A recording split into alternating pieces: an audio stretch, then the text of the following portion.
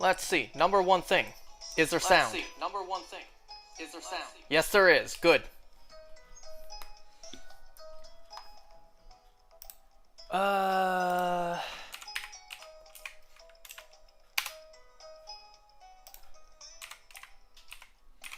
Couple things to talk about today. But first, let's grab the eggs. Pause.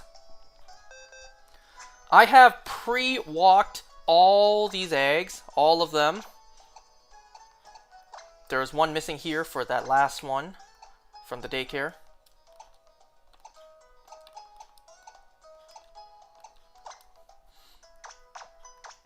Hopefully a shiny tonight, please.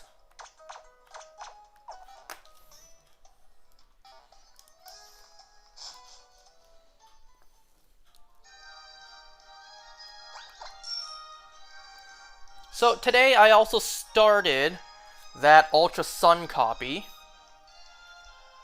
If only there was a mass delete or, mass release function. Not in-game, but there is in Pokemon Home. But you're only allowed to release 100 per login. So you release 100, you have to save, exit, log back in, and then release another 100. It's stupid, but whatever. It's the quickest we have to mass releasing besides just deleting the entire save file with everything you don't want.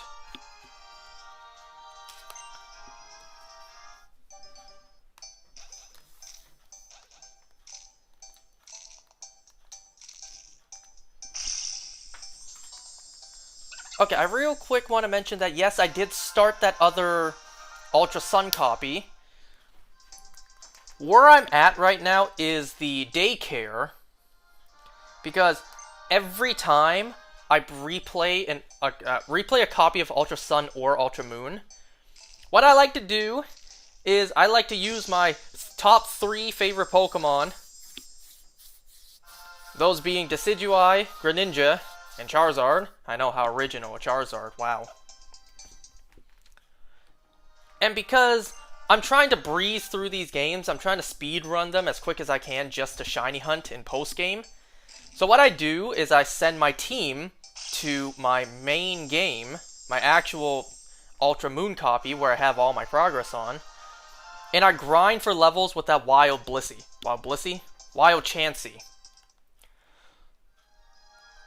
So in order to make sure my team obeys me, actually does what I want, what I need to do is I first trade over a Ditto plus a Charizard and a Greninja to breed. And then once I hatch those eggs with that game's OT, I trade it back to my actual game to level up. Because, you know, no matter how high level it gets, I don't know about how high, but like, even if it goes over the level cap a little bit, it'll still obey me because it's still my OT. And if you think I'm joking, here you go. Literally right here on my friend's 3DS, I am literally in my game. In my game, training up that, that Frogadier and Charmeleon. Let's see, what move should I temporarily replace with Smackdown? Well, I don't need Quick Attack, so I guess I'll get rid of that. It's only temporary. Okay, all of the eggs have hatched. I need more. I need more eggs. I need more. So today we have a couple of episodes to talk about. We have episode 6, 7, 8, 9, no, episode 7. Episode 7 of Superman and Lois Season 4. We have the Penguin finale. And then we have From episode 6. See, I was going to watch Joker Folie à Deux today. Folie à Deux, like Joker 2 today. But then what happened was, first I started the day by watching Penguin. And then I took a nap. Because it's my day off. I'm going to take a nap and catch up on some sleep. And then after I woke up from my nap, what I did was I went out and bought some lunch. And then after that, I watched From, and well, now I'm here. Oop, turn that 3D off. Well, I mean, like, I had dinner, I washed the dishes, and then now I'm here, so, I could have watched Joker 2 today, but then I decided I got so much more to watch instead, but, I'll watch it soon. Before we talk about all that stuff, I want to officially announce that I am indeed 100% going to be going to Japan and then Hong Kong in March. It's official. I 100% am going. The plane tickets have already been bought. Now, previously I mentioned that going in January was a possibility, and I was talking about how much I didn't want to. Plans clearly changed a bit. Instead of January, now it's in March. Because a fellow friend of ours here was also planning to go to Japan in March. So we figured, okay, let's wait for him and then we can all go together. We can all go to Japan first for a couple days and then go to Hong Kong and then we all come our asses back to home. So here's what the plan looks like now. I don't know the exact date, but in March, I will be first going to Japan for like 5 days, which I suppose is an upgrade from 4. And then this is a huge upgrade in my eyes. Instead of 3 weeks in Hong Kong, I will only be there for like 9 days.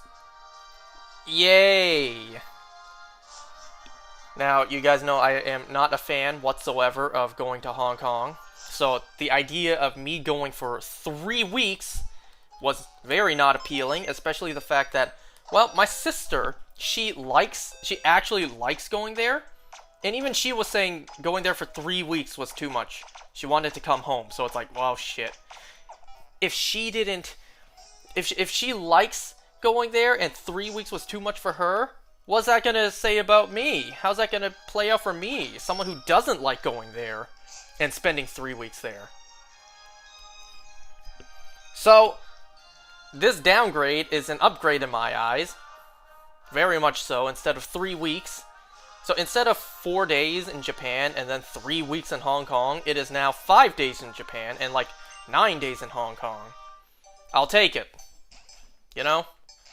After like a decade of wanting to go to Japan, well, I suppose 5 days is better than nothing.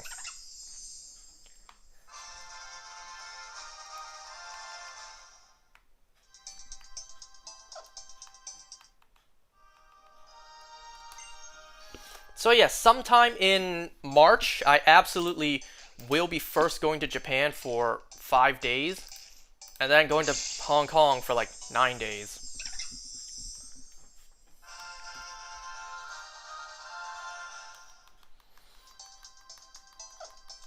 You know, now that it's confirmed, now that it absolutely 100% is happening, it's like, oh, did I make a mistake?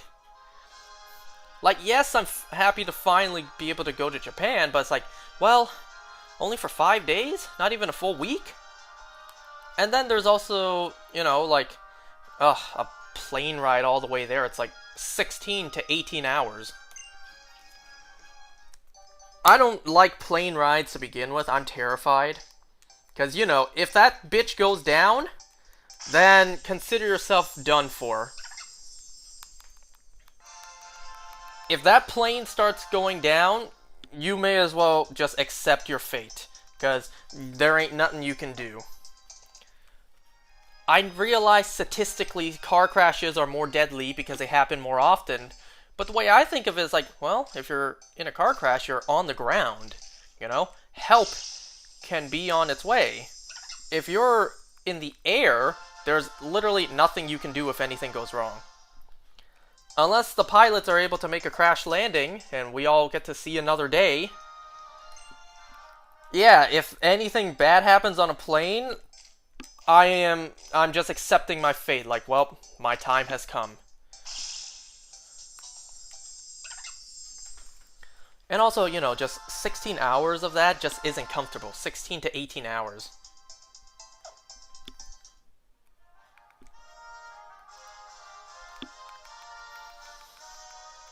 So, you know, the plane ride is making me scared, as it always does. And also, you know, just the idea of being in Hong Kong for over a week. You know, the last time I went to Hong Kong was like, well, let's see, I went December of 2016. That's the last time I went for like 3 days, only for my grandpa's funeral.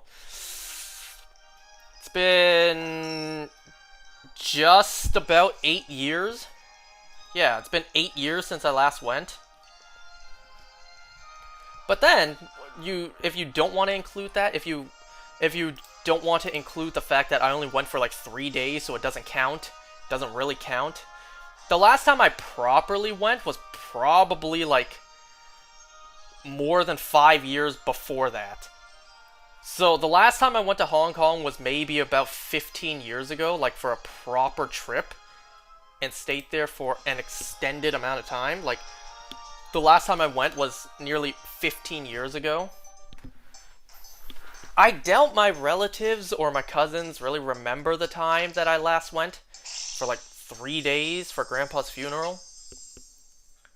So, you know, they're probably gonna see me and be like, wow, you grow up so much since the last time I saw you and actually remember seeing you. It's like, wow, you grew up so much.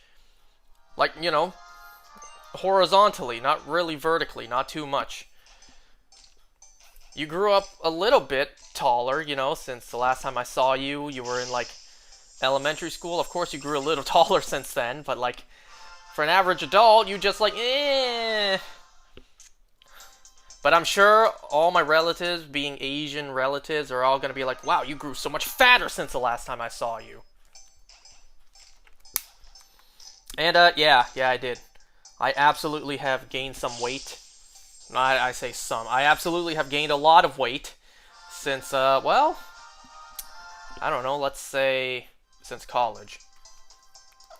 I already wasn't thin for college. Yeah, I gained a lot of weight recently. Like, a lot.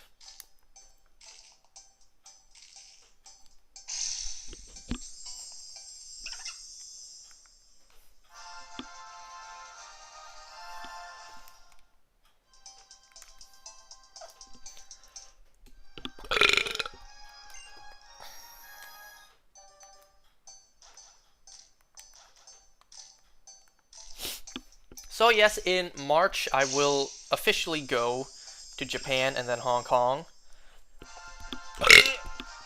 I want to see if I could actually arrange for us to go to Super Nintendo World in Japan. I don't know what city that's in. I don't know what city we're going to. You know, like, if we're going to a completely different city, and if I truly want to go, it might, like, waste an entire day's worth of travel time to get to the next city, explore the theme park for, like, a couple hours, and then go all the way back. So that might be one of the whole days. One of the 4 days we're actually going to be there. One of the 5, I mean. We're, you know, leaving us with only 4. And then, who knows how much the admission to actually get into the amusement park will cost.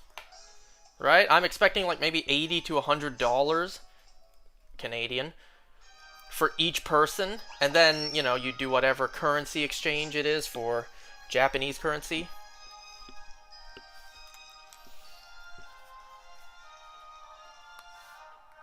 And then there's a good chance that when I'm at Hong Kong, there's a chance that, well, there's a very good chance that my cousin may actually drag, my little cousin, he might drag my ass over to Disneyland, you know, woke land. Yeah, I don't want to support Disney unless their shit is good. But, like, there's a chance he might actually drag me over to Disneyland, because he did exactly that when my sister and mom went last year. Or was it already 2 years ago?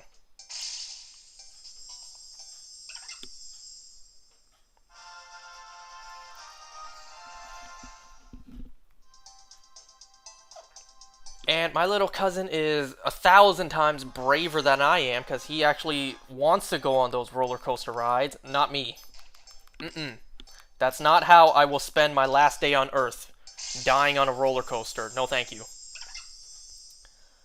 Aside from the actual fear, I just don't like the way roller coasters make me feel. You know that gut feeling of like everything inside shifting around due to the G-force? Like, I don't like that. I don't like that feeling.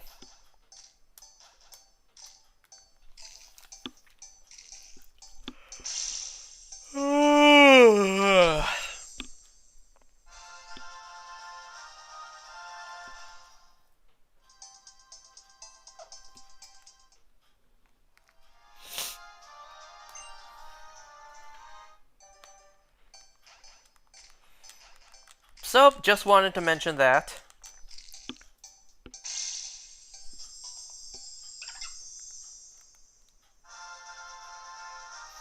Well, I'm done training my team.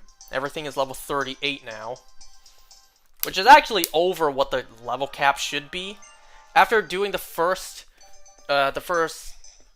trial, like the first island trial.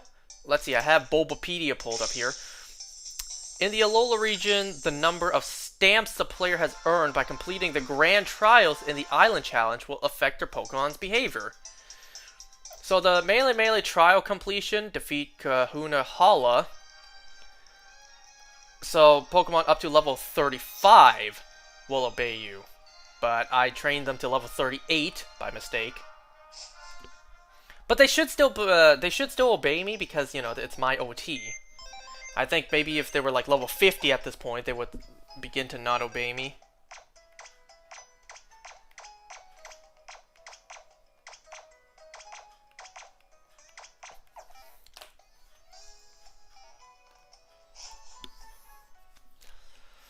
Before we talk about the episodes, I'm just going to not only put on music, but I'm also gonna pour myself some water.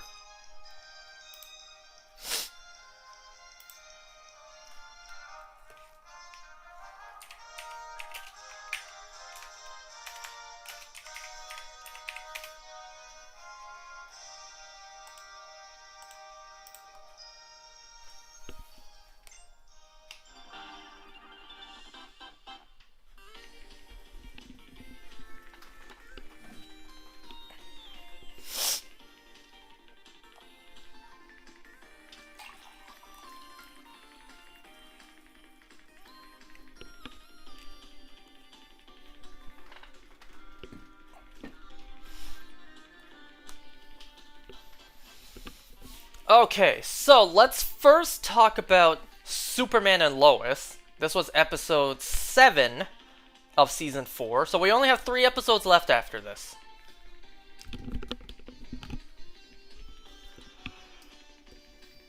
I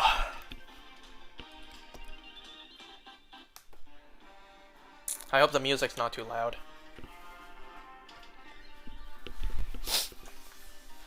Alright, so I also forgot to mention this little, like, small subplot in the last episode, where Lois was saying Clark has a little bit of salt and pepper in his hair. At first when I heard that, I never heard that before, so I was like, what does that even mean? It means he's been getting some gray hairs. So there was this cute little subplot of Clark trying to buy some black hair dye to, you know, hide his gray hairs. I don't know, it was a cute little storyline that they added for the sake of having something in the episode to fill out time. Ultimately, I don't think that storyline's going to come back. But I really wonder how they're going to close off this season, the series, let alone the season, in only 3 more episodes.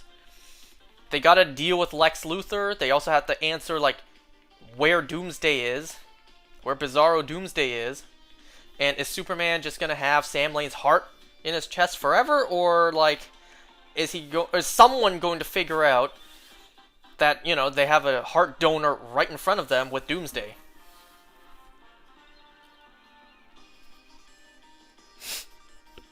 So, anyways, episode 7 of season 4. This episode had no Lex Luthor in it. He went back to Metropolis.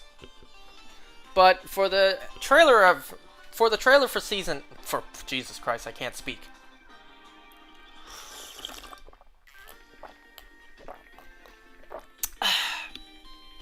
For the trailer for episode 8, it does show Lex Luthor coming back, and he actually shaved that stupid beard of his. So, great! We're seeing Lex Luthor how he should look. And you know, I'm really having a hard time seeing this as Lex Luthor, you know? Maybe because we just haven't spent that much time with him, or maybe because that stupid beard just doesn't make me see Lex Luthor. I kind of just see more like, if not Michael Cutlets, then more like a Kingpin than... Is he bald yet? He's always been bald, he just had a stupid beard. Anyway, so like, I see more like a Kingpin, or just Michael Cutlets instead of actually Lex Luthor. I barely see the character Lex Luthor, but whatever. So this episode... First of all, we finally get to see what Jimmy Olsen looks like in this universe, and he looks nothing like Jimmy Olsen. The way you picture Jimmy Olsen, he does not look like Jimmy Olsen whatsoever. Man, is he ginger? Not really. No, he's not. I don't know why it's so hard for any sort of media to get Jimmy Olsen right. The closest we got to a proper Jimmy Olsen, I think, I can't remember if he was in the Matt Reeves Superman movies. I think he was. I can't remember. It's been a long time. The last time we actually got a proper Jimmy Olsen was in Smallville. And even that wasn't Jimmy Olsen. That was Jimmy Olsen's brother.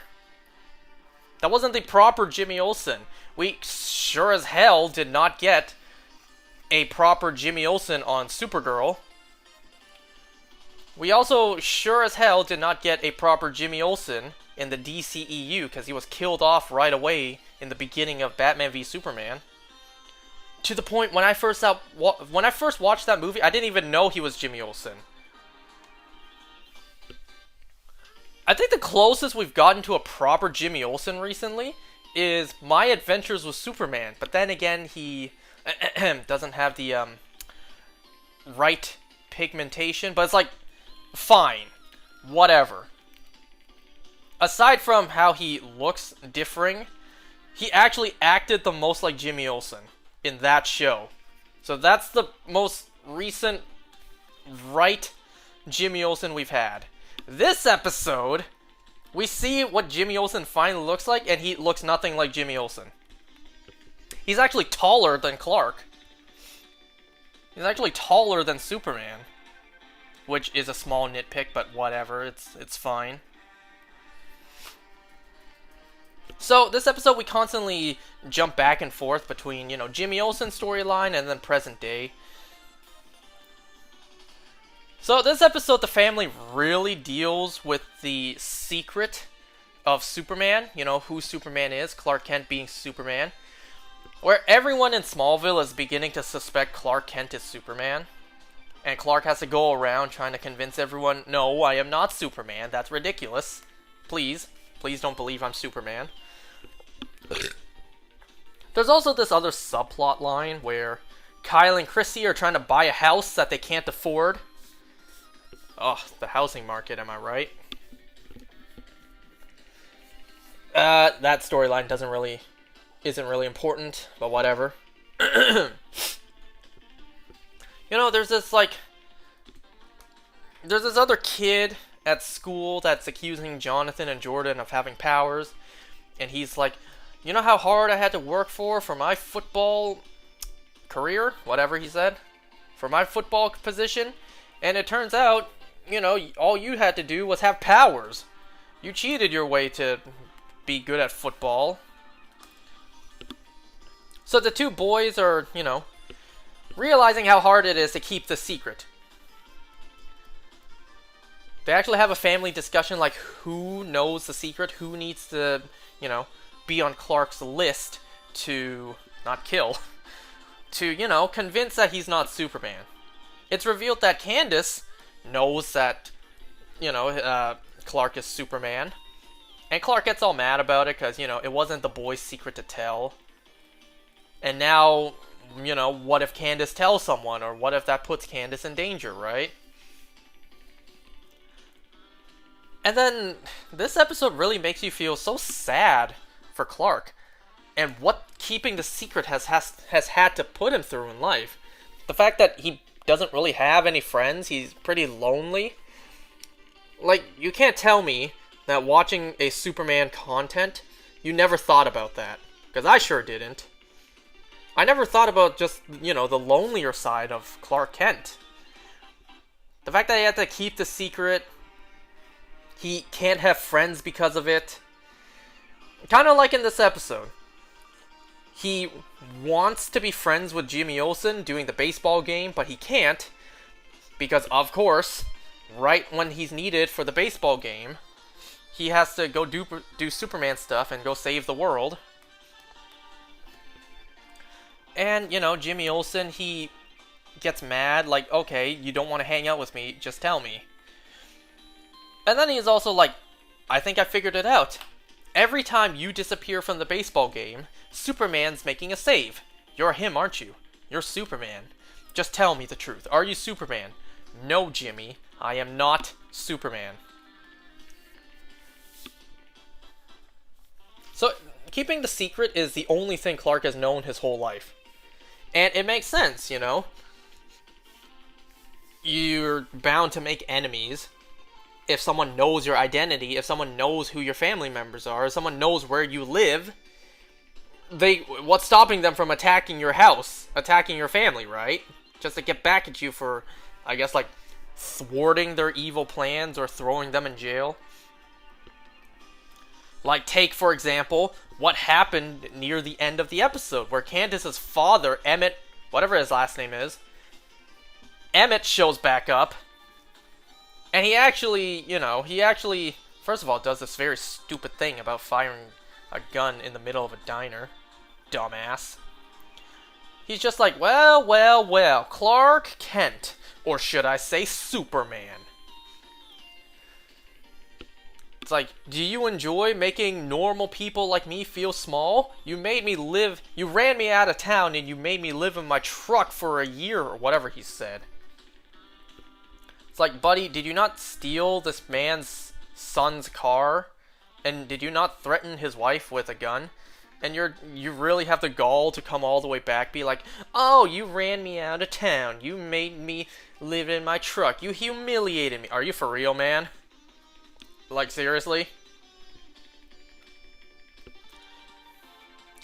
And then, dumbass has the nerve to pull out a gun in the middle of a diner, like, either you prove that you're Superman or I will prove it. He actually fires the gun, to my surprise. In the middle of a diner, like, okay, he clearly didn't think this through. Say he actually did prove he was Superman, you still fired a loaded weapon inside of a diner, a packed diner, endangering the lives of others. And, God forbid, if he actually did not shoot a bullet at Superman, he would have just shot an innocent guy. So, there's no way he didn't think, like, no matter what I do, I'm going to be thrown in prison, right?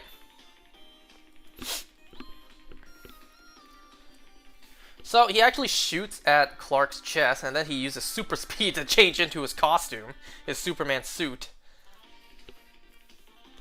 Which, for a second, I thought they're like, he used slow motion, like he used his super speed to open his shirt and show the emblem. And then it cut to the bullet dropping to the floor, and then you see a Superman boots on. I'm just like, wait a second. Ugh. Wait a second, you wore your Superman boots with you while dressing casually? It's like, no, he used super speed to change into his suit. Well, like, okay, I get that you wear the Superman suit underneath your shirt, you know, but like, do you wear your boots underneath your shoes? Like, how does that work?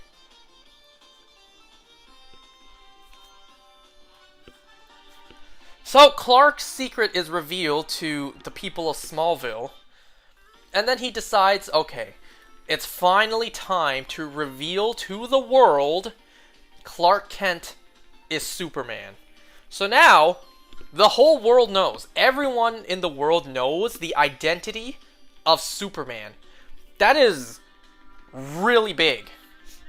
That is pretty big. I don't think there's ever been another Superman media where his identity is revealed to the whole world. And I'm not counting the series finale to Supergirl.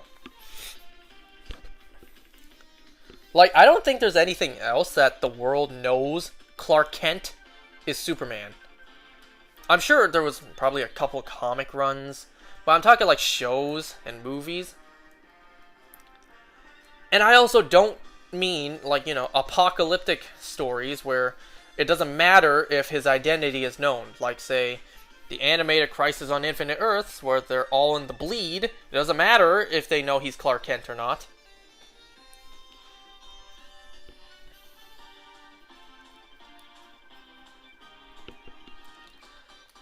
So anyways, this was a pretty big episode.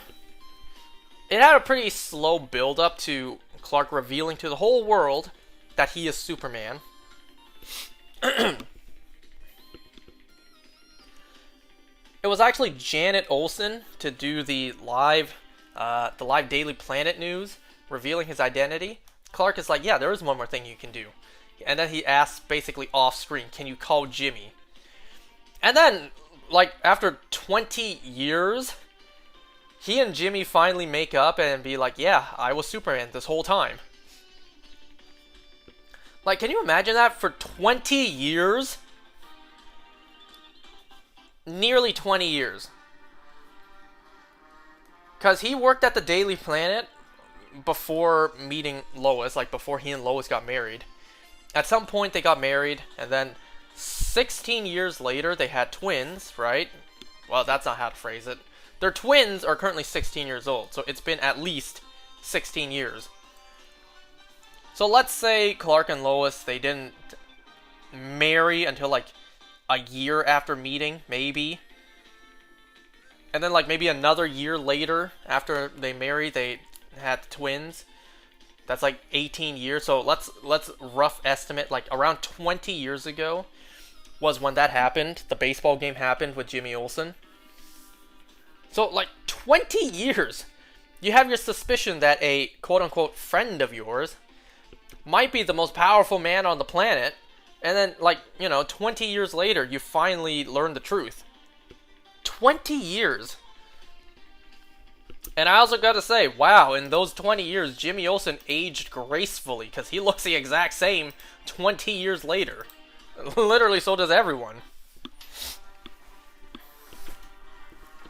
Literally, everyone looks the exact same 20 years later.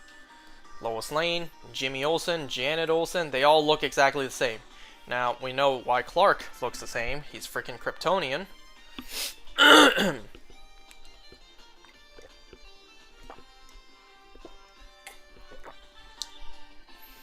Well, by the end of the episode, he no longer needs his glasses to hide who he is. He actually just walks out into the real world without his glasses, just embracing that everyone knows.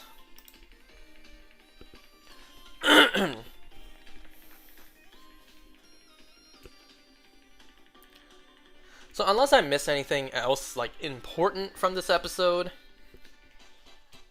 there's that whole buying a house storyline between Kyle and Chrissy that's not really important.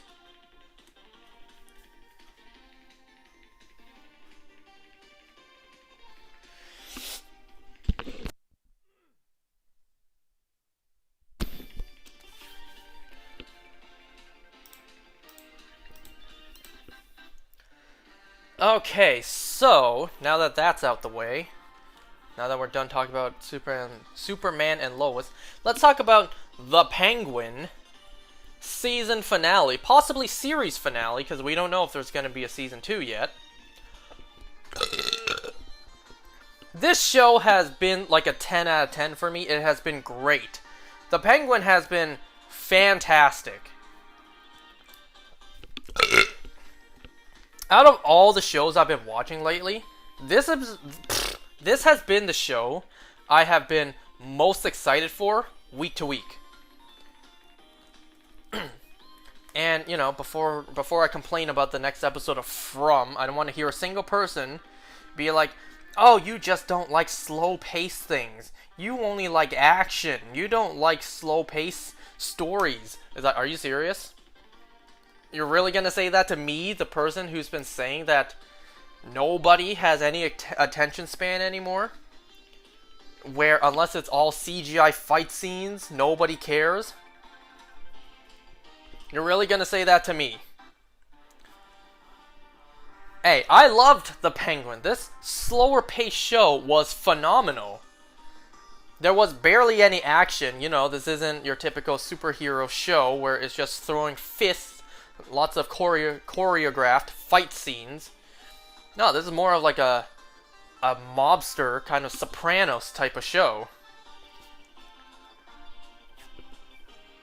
And you know, the big difference between this show and From, yes,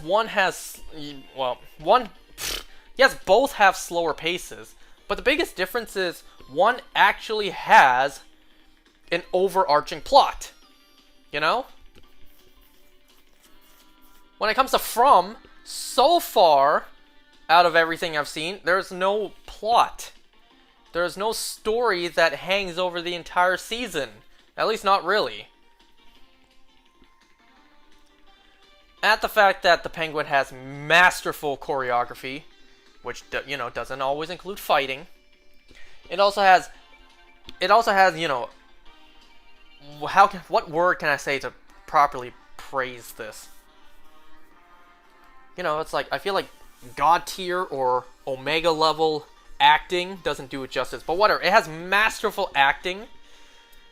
It is so easy to forget you were watching Colin Farrell. So I was very excited to see this finale. So let's see, in this finale, we actually learned some of the inner thoughts of Frances. The fact that she knew this whole time that Oz killed his brothers in order to have his mother's attention all to himself.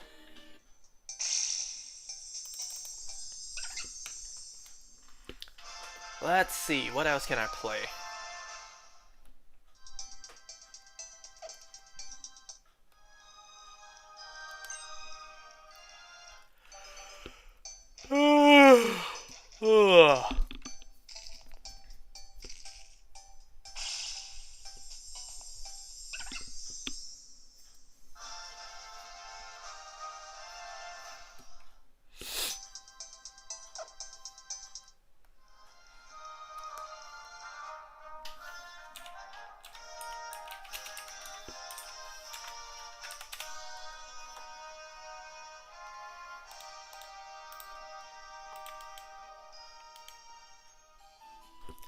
I don't know, this came to mind.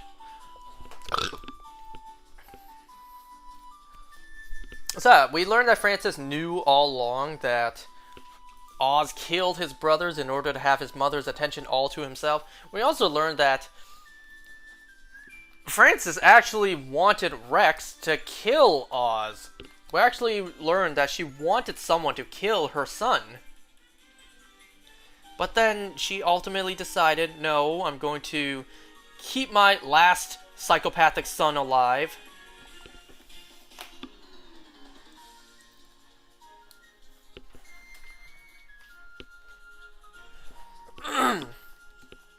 So we see both Oz and Frances be taken by Sophia. And you know, Sophia's trying to get a straight answer out of Oz, like, just admit what you did. Just tell the truth. Admit that you killed your brothers. And Oz just can't admit it. He keeps trying to play dumb. He keeps dodging the question. He's always like, I don't know what you're talking about. I didn't do nothing. You're a psycho. To the point where Sophia's now trying to threaten Frances. She's trying to, you know, she wants to cut off her finger. She's like, which pinky was it that you cut off of Alberto's body? Was it the left or right? It was the right one. Alright, cut off Frances's pinky unless he confesses. And even then, and Oz still refuses to confess.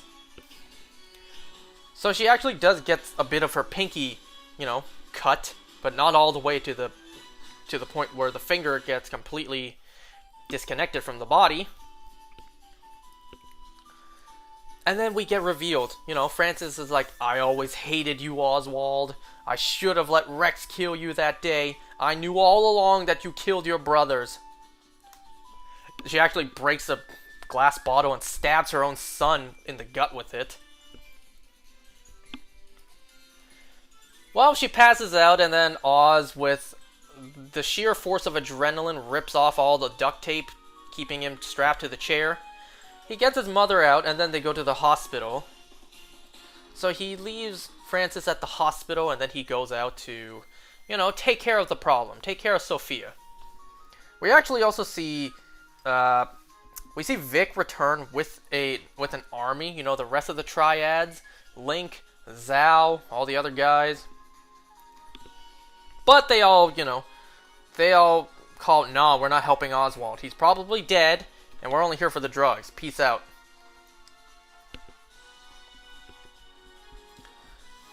Well, Vic and Oz, they reunite at the hospital. They're going to get things done. Sophia actually puts a bounty on Oz's head. Well, not his head, but whoever brings Oz to Sophia first, they can have it all. Everything. The entire Falcone house, all the drug operations, everything. Sophia's ready to leave Gotham. Whoever brings Oz to Sophia first gets literally everything the Falcones have. So I thought Link, when he called Victor, being like, Victor, Sophia just put a bounty on Oz's head. You were right. We need to help him. Let me know where you are. Where is Oz? I kind of thought he would betray Oz, but no, turns out he didn't. Mr. Zhao did, but more on that later.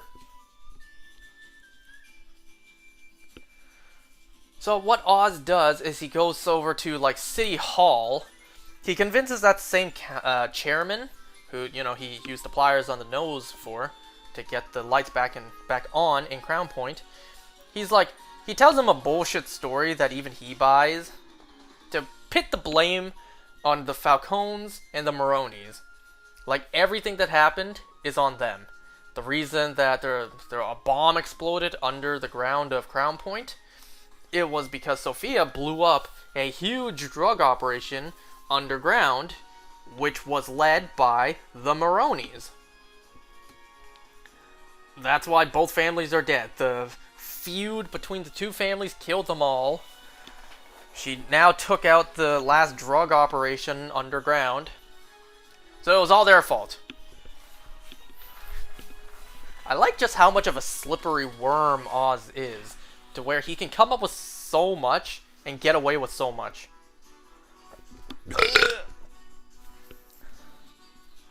So now that Oz pit the blame on everyone but him, he gets taken by Link to see Sophia. Sophia burns down the Falcone mansion, promising whoever brings Oz to her first gets everything, gets the house. But she burned it down.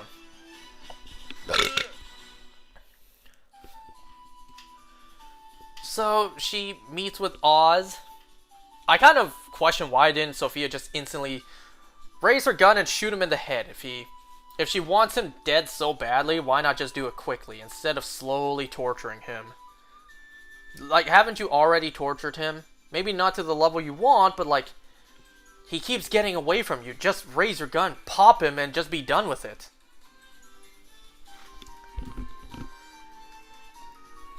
Zhao was actually ready to hand over Oz, but then Link and all the other triads actually take Oz's side. They shoot Zhao, they shoot down everyone else Sophia's with, and then Oz and Sophia take a ride. Where, it's just like old times, when Oz was Sophia's driver.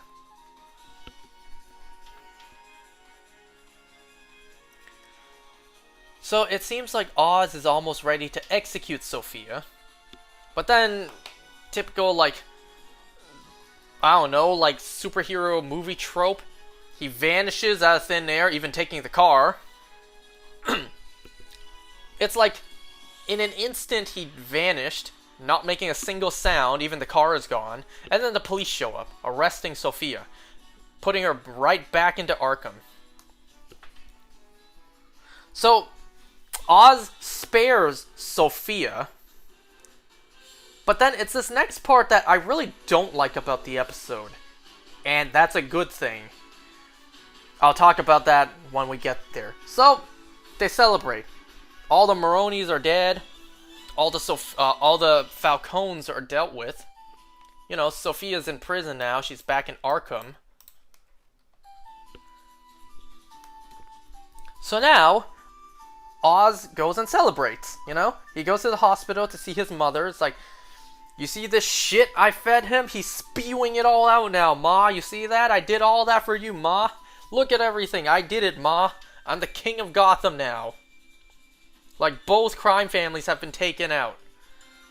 But Frances doesn't react. It turns out Frances had a stroke, and now she's left in a vegetative state. Man, this was really sad to see Oz just break down.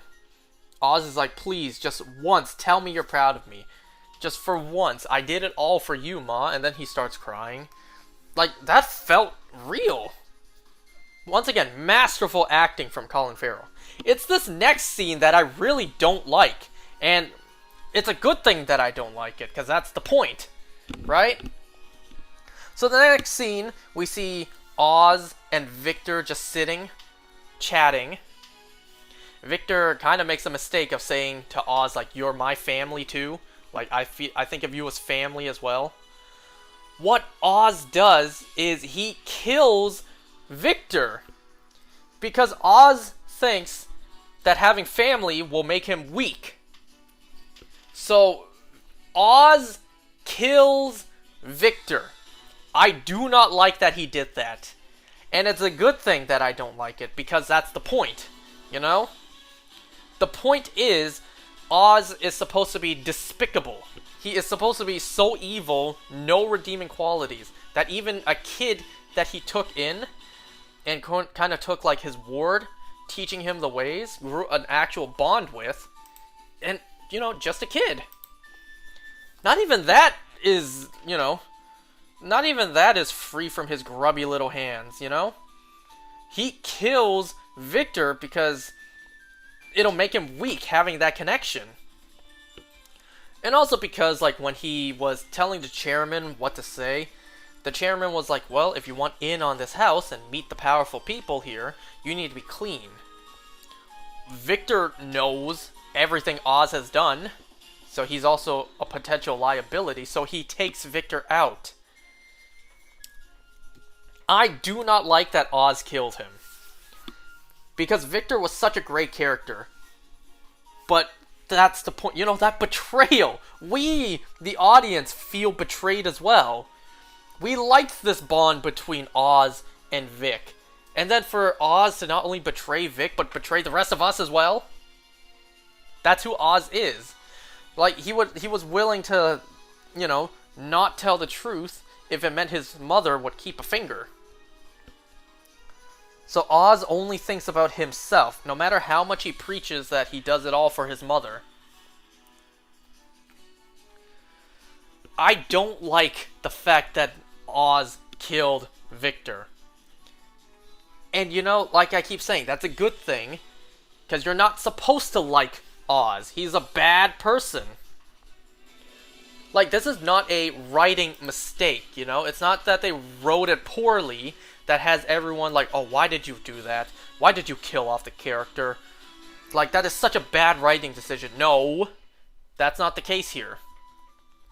You know, this isn't bad writing like it was for Carl's death or Isabel's death. And, you know, you can argue maybe the death was for shock value. I'm not gonna lie, my jaw dropped to the floor when he started choking him.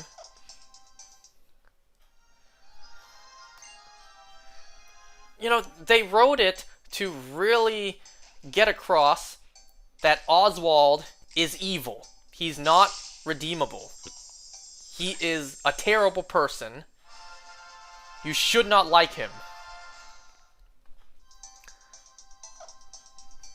I am so upset that they killed off Victor. That he killed Victor. But you know, that's just good writing in the sense that it tells the audience, this man is evil. Like, you know, you were starting to like this bad person in the show. Well, by the time of the Batman 2, and when Oz returns, you know, you're reminded, like, no, he's a bad person. You should not like him. Remember that good character that you should like? You know, a little character called Batman? Yeah, like him. But don't like the Penguin, because he's a really evil character.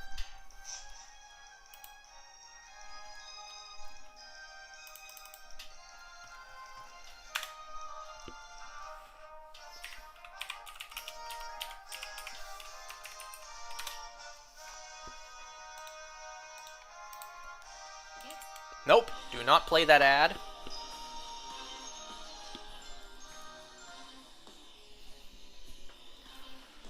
So let's see, the end of the episode. We see Sophia in Arkham, and she actually gets a letter from Selina Kyle saying that she is Sophia's half-sister. And then I'm just like, oh yeah. Oh, that's right. Yeah, that's right. Her father was Carmine Falcone. Oh, I completely...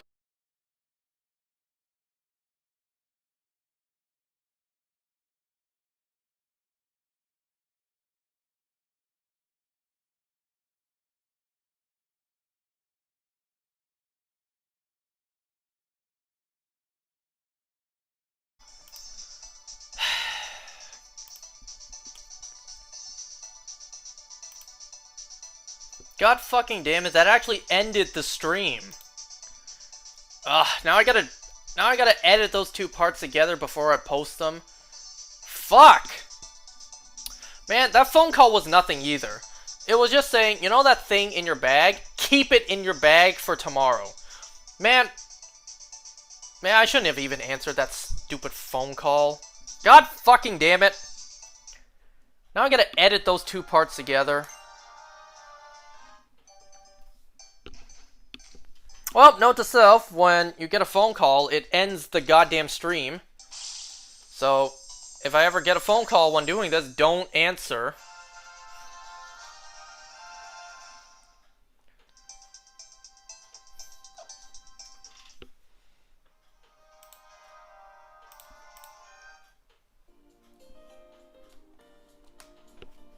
As I was saying... I'm so mad from that right now.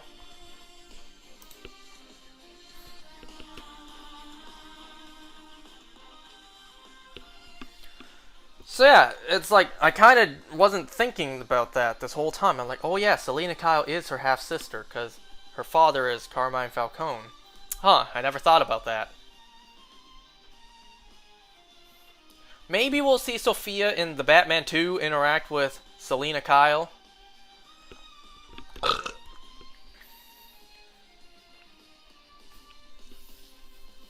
Well, let's see. By the end of the episode, we see Oz. He finally got that penthouse overlooking the entire city.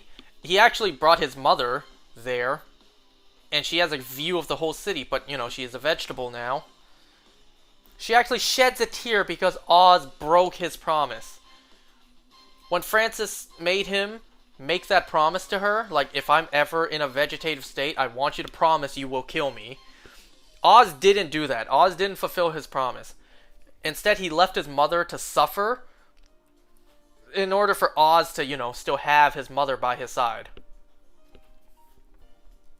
Now, like, the second last scene of the episode really has me questioning, like, what happened here? Did he take bliss? Like, what happened? Because at the end of the episode, he dances with a young version of his mother. I'm just like, how did that happen? He didn't time travel. So, what happened? Did he take his own drug, bliss? Or what? Was he just imagining it the whole time and he was just dancing there by himself? Like, how'd that happen?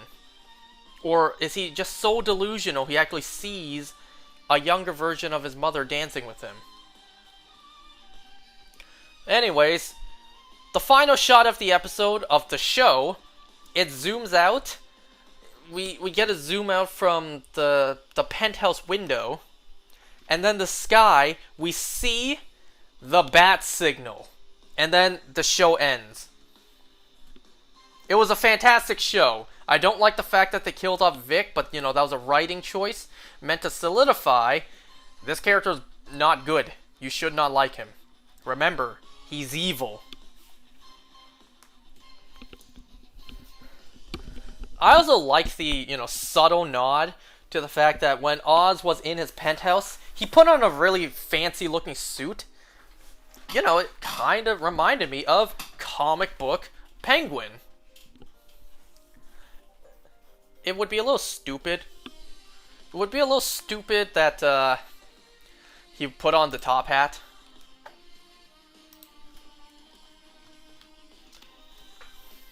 Man, I knew this would happen.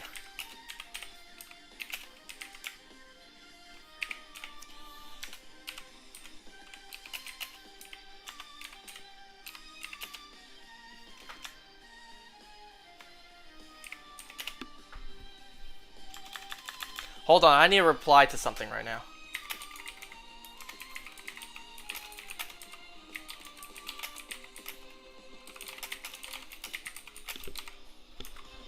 I'm sorry, my arm is in the way because I'm texting.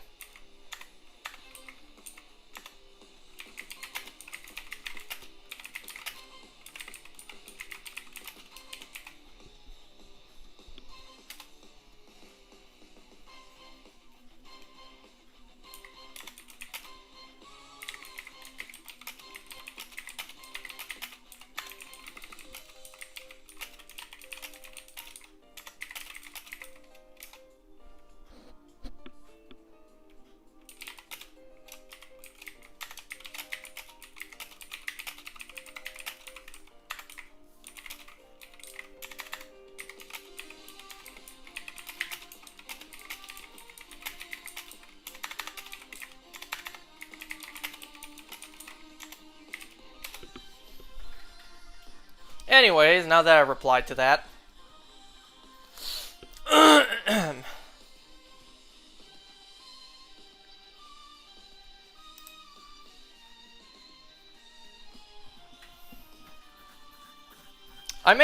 Okay, what was I replying to just now was my friend asking me like, "You okay, bro?" Cuz I posted two things onto my Instagram story. One was me, just not smiling, pointing at my college license. So I did that yesterday. And then today I posted a picture of me not smiling with an episode of From in the background. But I purposely not smiled in both of them just to show, one, how little I honestly care that I got that college license of mine.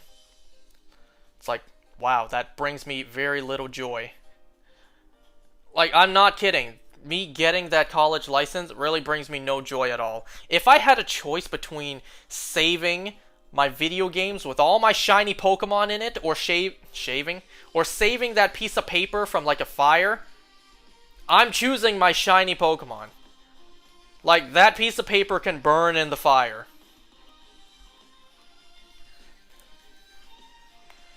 And then, the other post I did earlier today with a From episode in the back with me not smiling.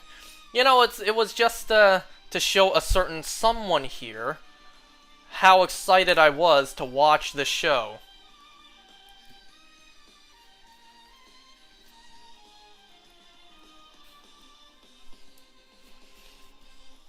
And it's kind of sad to admit this. Also, the thing I posted yesterday with me pointing at my college license,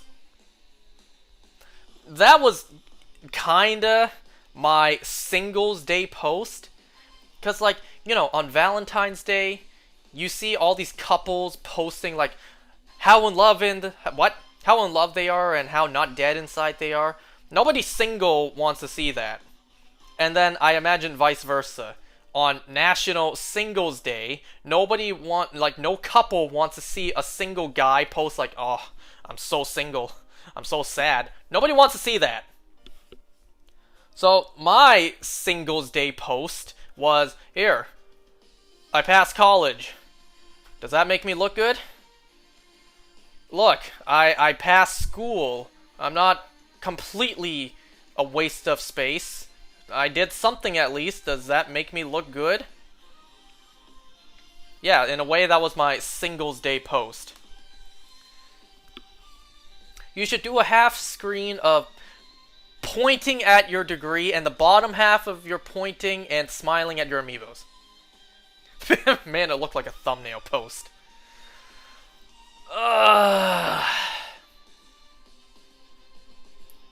Anyways, let's talk about this goddamn From episode. We're talking about episode 6. It's getting better, but I swear, it's still so slow. It's still so boring.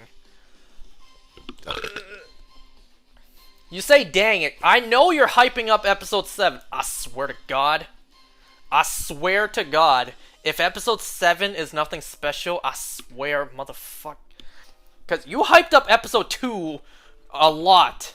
And then when I watched episode 2, I'm just like, man, this is disappointing. Nothing's very special. You know? It's just a regular episode. Episode 2 was nothing special, and he hyped it up so much. So, if episode 7 is not spectacular, I'll be madly disappointed. So, episode 6 had a couple things that happened. And, you know, are we potentially finally getting some sort of, like, you know, theory crafting material? We got it a little while back, but, you know, there wasn't really anything at all to warrant any sort of theory crafting. And what I mean by that is, in this episode, it started getting me thinking, like, there are 2 people in this town, 2 people trapped in this town who see things everyone else clearly doesn't. So, clearly they have some importance. They have some bigger role that has yet to play out. And the characters I'm referring to are Sarah and Jade. Sarah, it's revealed what's been going on with her. She hears voices that tell her what to do. And then Jade, he sees visions of God knows what they are. We saw this previously, but we had no clue what was happening. Jade saw the symbol and then saw a body crushed by a boulder, which then disappeared. So we had no idea what that was about, and we still don't. And we saw, for some random fucking reason, Sarah had writing on her arms that said, "Kill the boy." That had no build-up, no explanation. So, you know, we slowly, and I mean slowly, learned these 2 have something special that the others don't. And now that's built on several episodes later.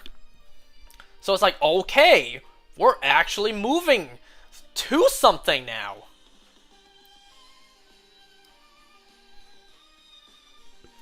So let's see, this episode, I forget exactly how it starts off. You know, all these boring ass details all blend together.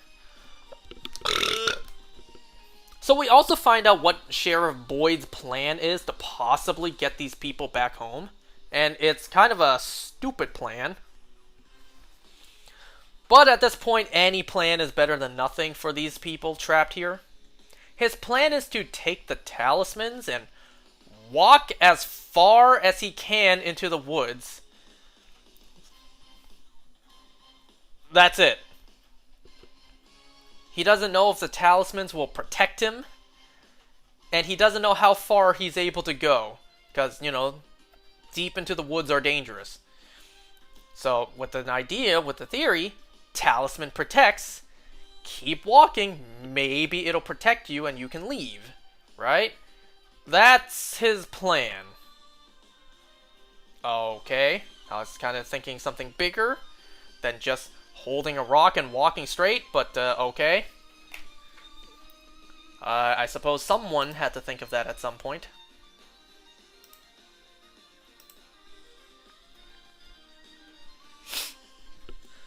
You'll find out what happens to that. Meh. At this point, meh.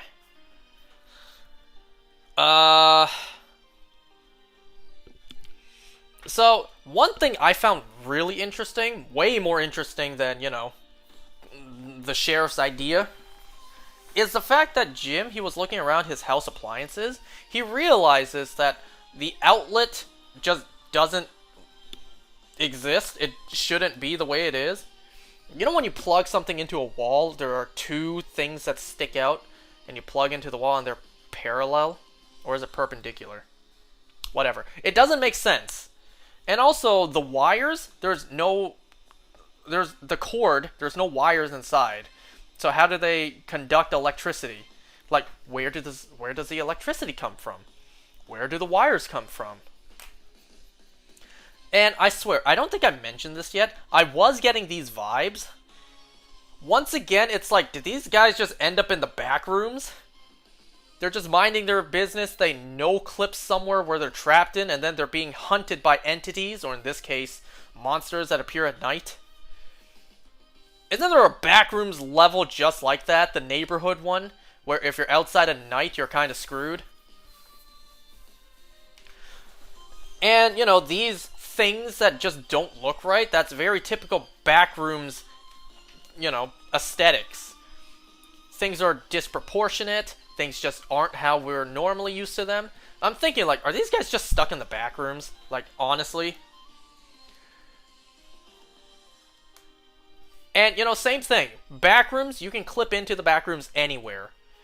Just like how in any part of America, you could be unlucky enough and go into wherever this place is.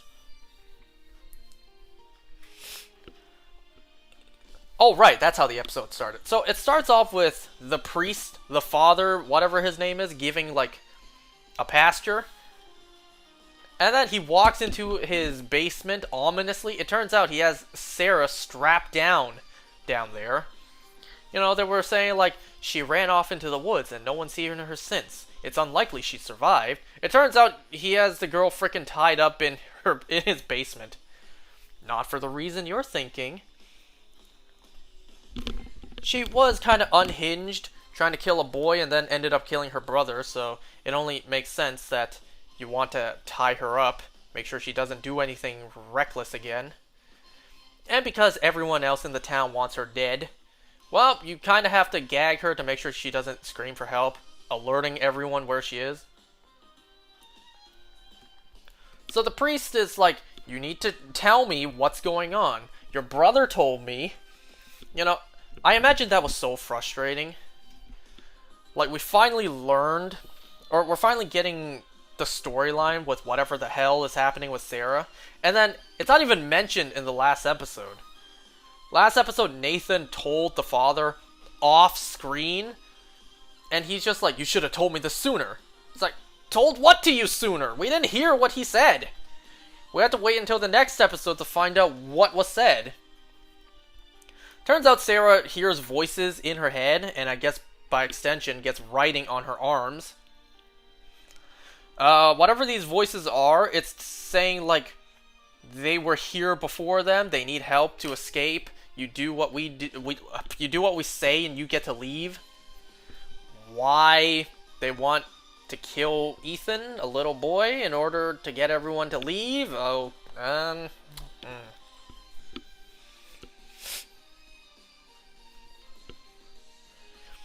You know, at this point, given what the show is, I don't think it's out of the realm to write off Supernatural. You know, it's like, okay, the ghosts of people who have died here are trying to help, supposedly, help these guys escape. Okay, that's not out of the realm of possibility, given what type of show we're working with. They're also burying Nathan. Whoops. And also, the beginning of the episode, Julie finds a wrapped up, like, already prepared bouquet of flowers just sitting out on the porch. And it's not answered who made that until the end of the episode. So we'll get to that later on. So Jade actually just like abruptly bursts into the Matthews house and is like, help me, I have an idea. So he enlists the help of Jim to try to get a radio signal. You know, they strip the cars for parts, and then they have to climb a tall tree to get a signal. And while that's happening, while Jim is climbing, Jade sees blood come down the tree, and then he sees a lot of like torn apart bodies hanging from the tree. And then this half-dead soldier guy shoots at him, causing him to run for his life. It's like, wait a second, what? What is happening?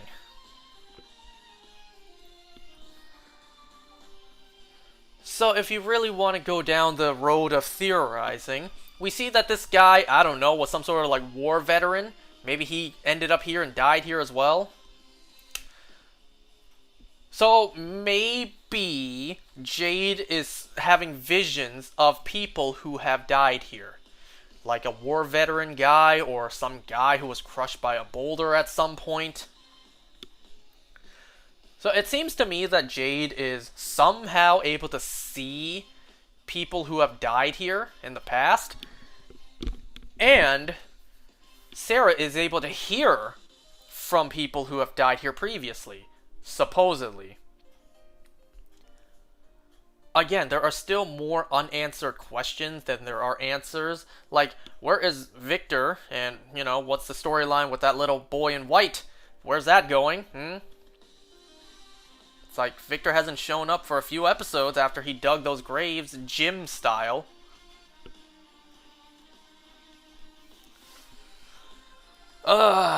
So, yeah, while that's happening, Tabitha and Ethan try to figure out where the electricity comes from, so they break a hole in the wall, they dig in the basement. Well, they actually also go to the diner and drop off the previous family stuff into the quote-unquote storage. Jade once again saw that sigil, that symbol, when he saw the visions of all the dead people. Kenny's mom brings him, I don't know, tea. And once again, it's like, why are there no subtitles for her? Thank God I actually understood what she said.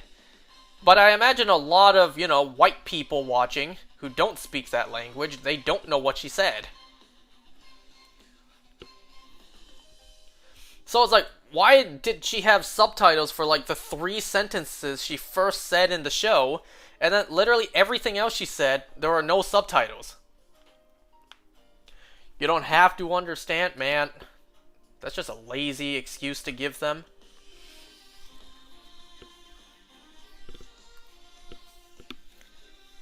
She was telling him, drink this. Drink it. I still don't understand why there are no subtitles. You gave her subtitles for the first few sentences she said, and then literally the rest of her dialogue, no subtitles.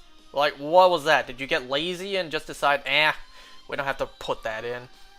It's like 1 or 2 words she says. I'm sure the viewers will piece together what she's saying. Man, that's just lazy production at that point, if that's the case.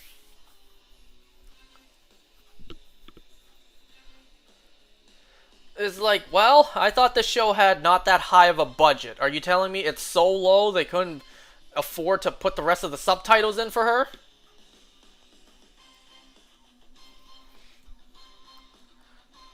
We also haven't seen the CGI monsters in quite a few episodes. Even when we did see them, they were only on screen for like not even 2 seconds.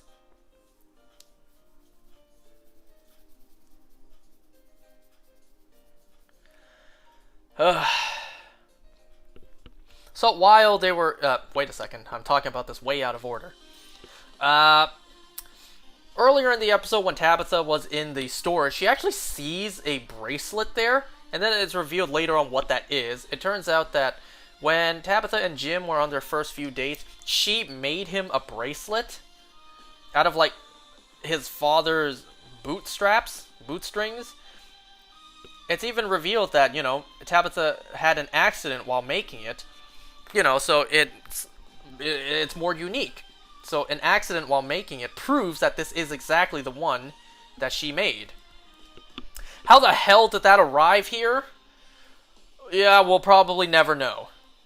But it's like, man, I think these guys really did just end up in the back rooms. Where not only the people ended up here, but also the items. The items also showed up here from their past. So it's like, man, these people are just in the back rooms. I'm basically convinced of that at this point. They're just in the back rooms.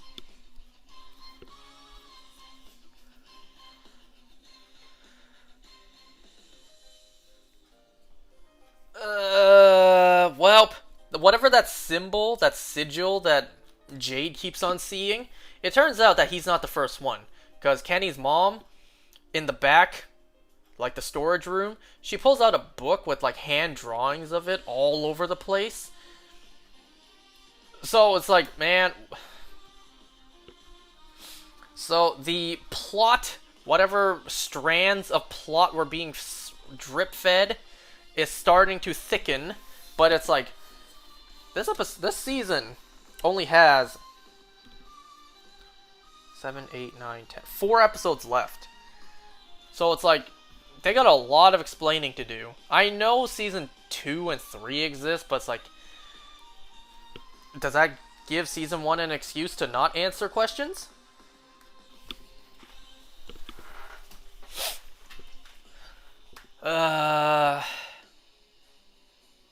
It's also officially revealed that Sheriff does indeed have Parkinson's, so he's on a timer now.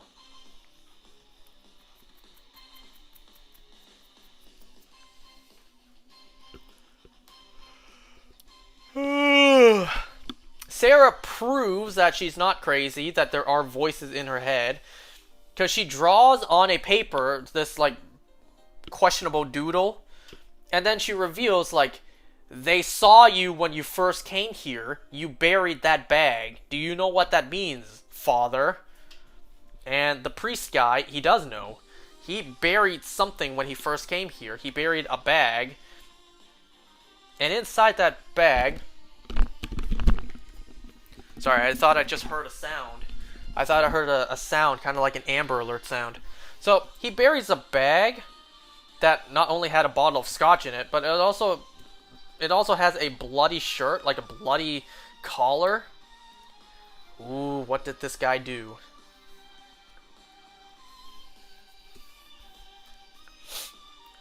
Is there anything else Oh, yes! Yes, there is something I'm forgetting to mention about the episode. The end. The ending of the episode. So, the beginning of the episode, when Julie finds that already made bouquet of flowers, we find out at the end of the episode who's been making it. It's this random, no-name character that we haven't met before. So we follow this random guy walking around while everyone's asleep. So we follow him. I'm just like, who the hell is this guy? We've never seen him before. Why are we following him? He goes to a window, opens the curtains, and outside is standing this, this monster posing as a girl, holding the bouquet of flowers he made, like, thank you, they're beautiful. When can I come in? When I first saw that, I'm just like, oh, you motherfucker. You fucking simp. You trying to grab yourself some monster pussy? You absolute simp. Gonna get everyone in that house killed. And then the episode ends. So, this random dude that we've never met before, he is making bouquets of flowers for one of the monsters outside. And you already know, at some point this dipshit is going to let the monsters in because he is that horny for some monster cheeks.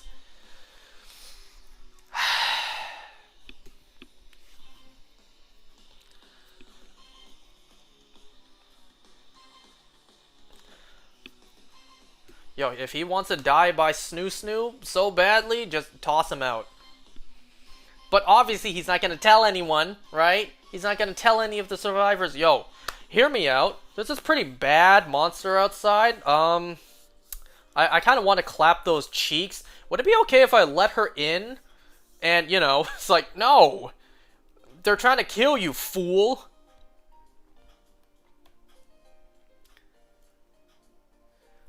So it's like, oh my god. Where, oh my goodness. But, I'm gonna try to be, optimal? What's it? I'm gonna try to have some optimism here. They have potential to do something awesome with this. They have potential here. Add Sydney Sweeney as a monster, and no one is safe. This guy cannot be new in town, because the newest people we've seen enter this place are the Matthew family and Jade. So he has to be here. He has to have been here for quite a while. He has to understand how things work. No way he is stupid enough to forget all that just because one of the monsters looks cute. Dude even made flowers for that thing. Like, god damn it, man.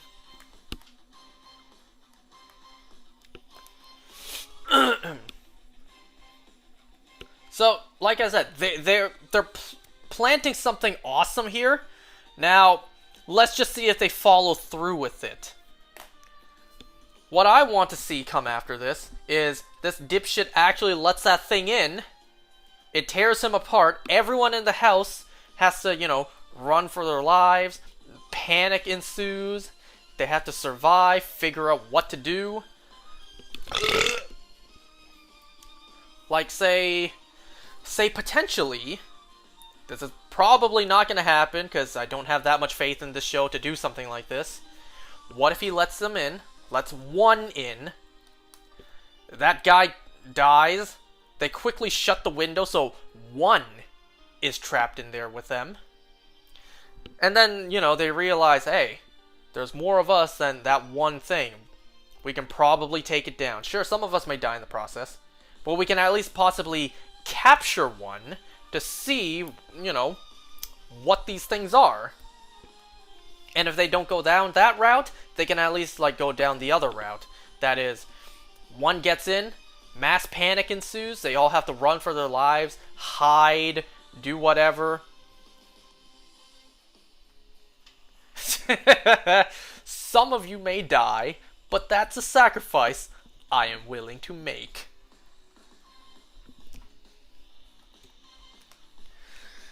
So they have the potential to tell something awesome here, to tell a great story here. It's just, let's see if these guys actually pull through. Let's see if they actually pull through with the story. Because, how can you possibly mess this up? You have a guy simping for some monster cheeks right now. If he really lets one in, how can they mess that up? Come on now. That thing gets in there, it starts rampaging around, going on a slaughter. Come on now, please. I want to see, and how psycho of this is it for me to say? I want to see body parts get ripped apart. I want to see people in agonizing pain. I want to see something happen, because so far, ain't shit happened in this show. The most exciting part of the story all happens off screen. Nothing happens at nighttime, where the actual survival aspect comes into play. It's all daytime, where hardly anything happens. It's like I've been saying, there is no overarching plot for the season. We're only now beginning to get drip-fed small little details. We were given a crumb a couple episodes ago, and only now we're finally seeing that plot line move forward.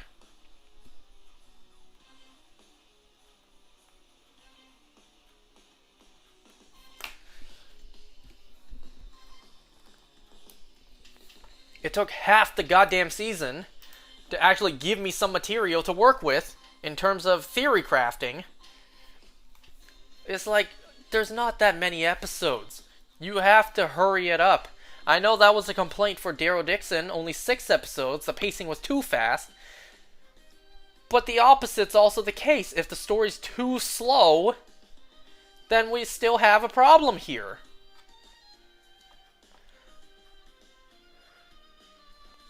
Bro, it's only been morning for 5 episodes straight.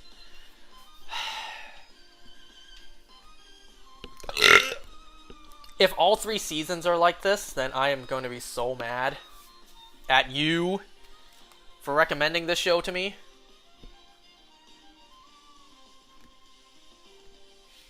Hell, if I wanted to watch an actual good slow-paced show, I would watch The Penguin. At least that has a story that carries through the whole season.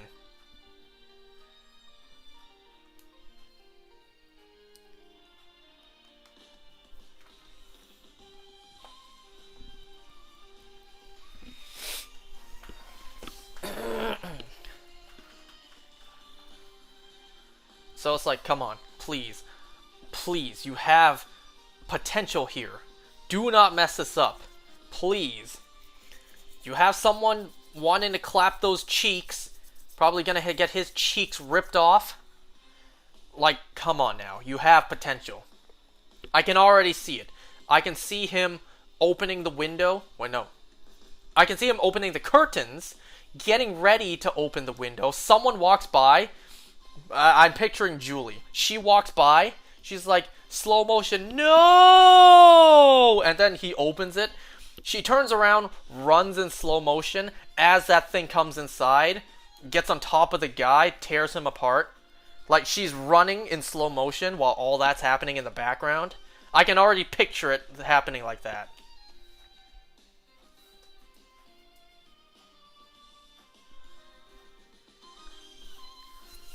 No, it doesn't. Well, maybe it should have. If it doesn't play out like that, maybe it should have.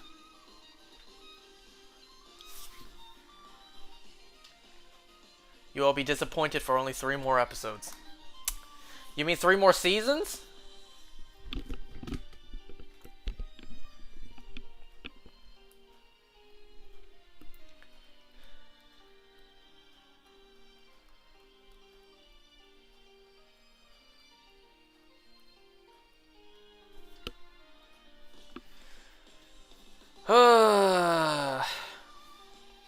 You know, I haven't even been keeping count how many eggs I've hatched for tonight.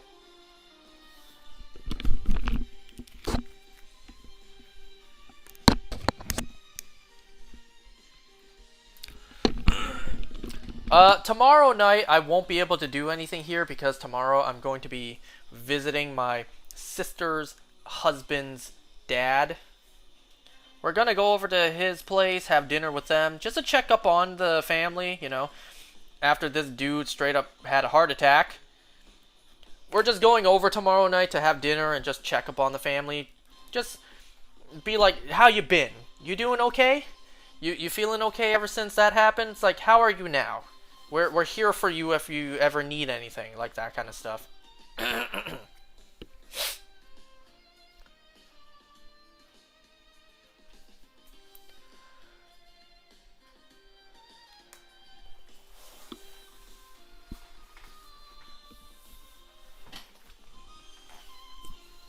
Oh, you know what?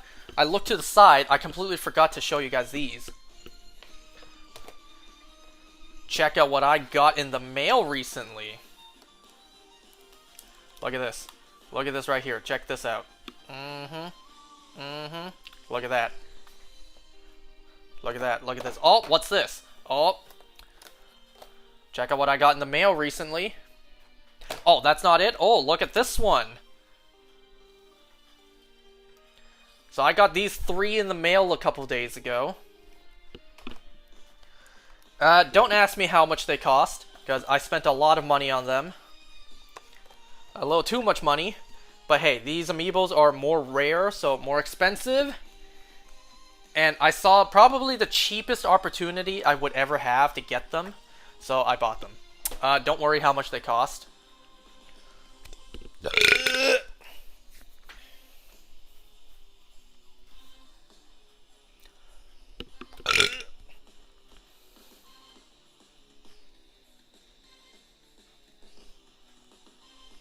You know, my mom just sent me a voice message on WeChat. I clearly don't want to open the app because that'll just end the freaking stream. So I might actually have to go and see what my mom said.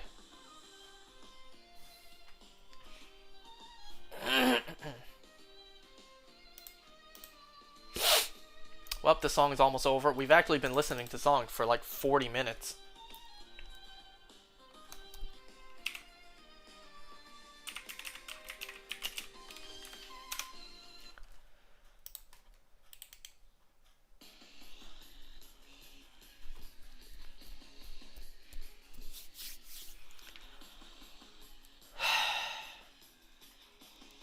Listen to some AI queso? You know I cannot. Otherwise I will get some DMCAs.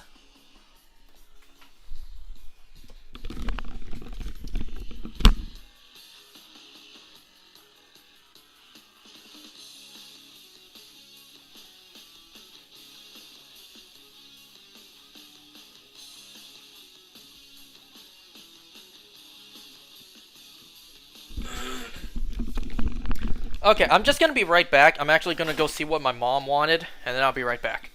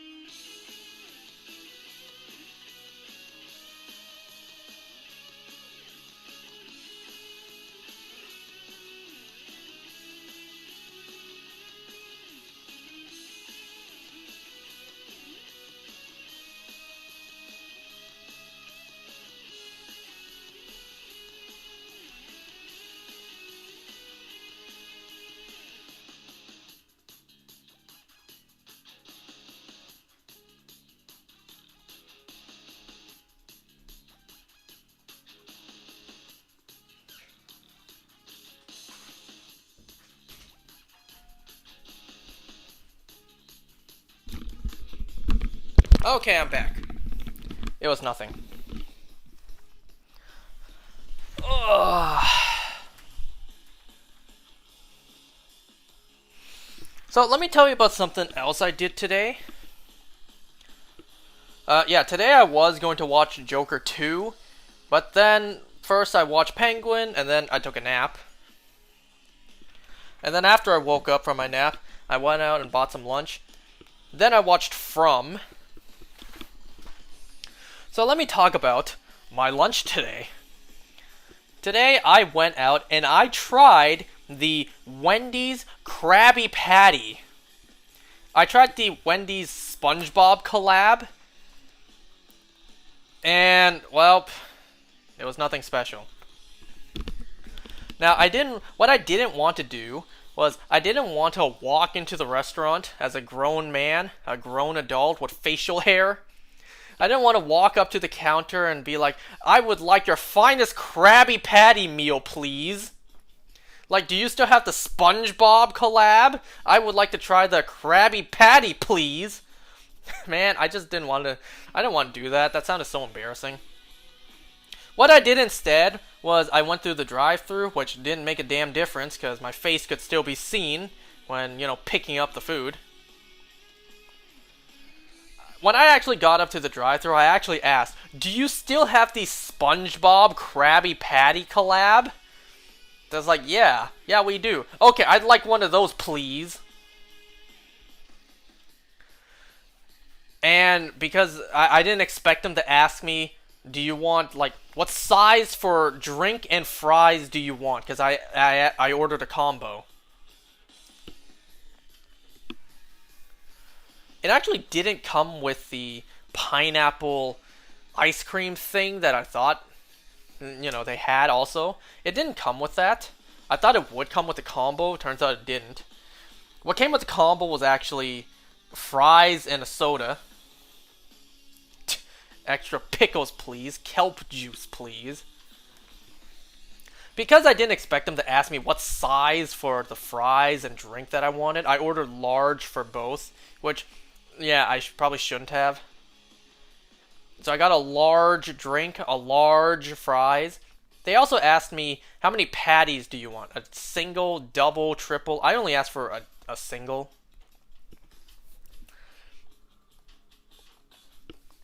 Shit was expensive. Shit was like $15.80. Though I'm sure the fact that I ordered a large fries and a large drink didn't help. Thank you for the inflation, Biden.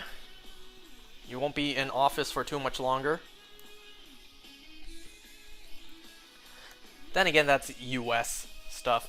That, you know, it's not Canada. Whatever. Yeah, I was also surprised to see that Canada even got the Krabby Patty collab, because Canada just kind of sucks that way when it comes to getting stuff. Hardly shit ever ships to Canada. You know, it's a nightmare buying stuff online, because a lot of places just straight up don't ship to Canada for whatever reason. And Canada is just always late when it comes to getting collabs. Usually America gets it first, and then who knows when later on Canada will get it. By then the hype has died down, whatever. So I was kind of surprised to see Canada even got the SpongeBob collab with Wendy's.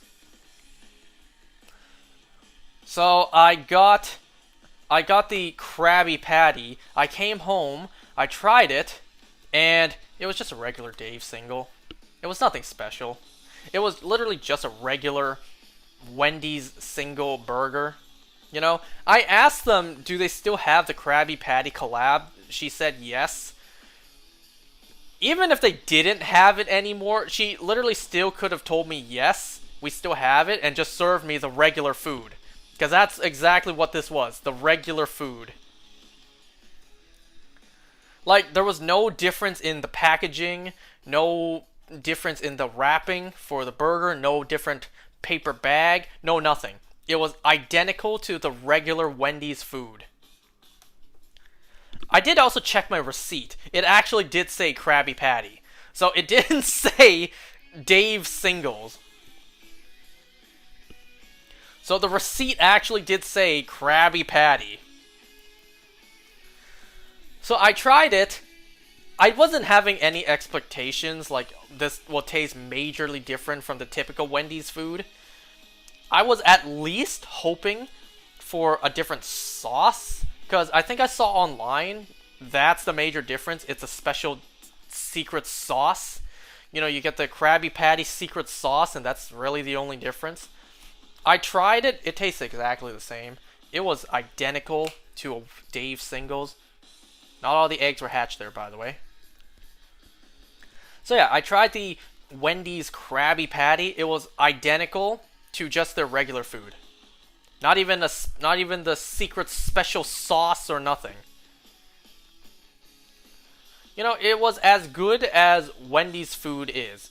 You know, it wasn't spectacular. It wasn't, you know, anything amazing for a Krabby Patty. It was just, you know what a Wendy's burger tastes like, you know what a Krabby Patty tastes like. Which, if that's the case, like, have we all known what a Krabby Patty tastes like this whole time? This whole time, for like 20 years, it's tasted like a Wendy's burger this whole time. The answer was right in front of us to what a Krabby Patty tastes like. It was in front of us the whole time, and we never knew until now.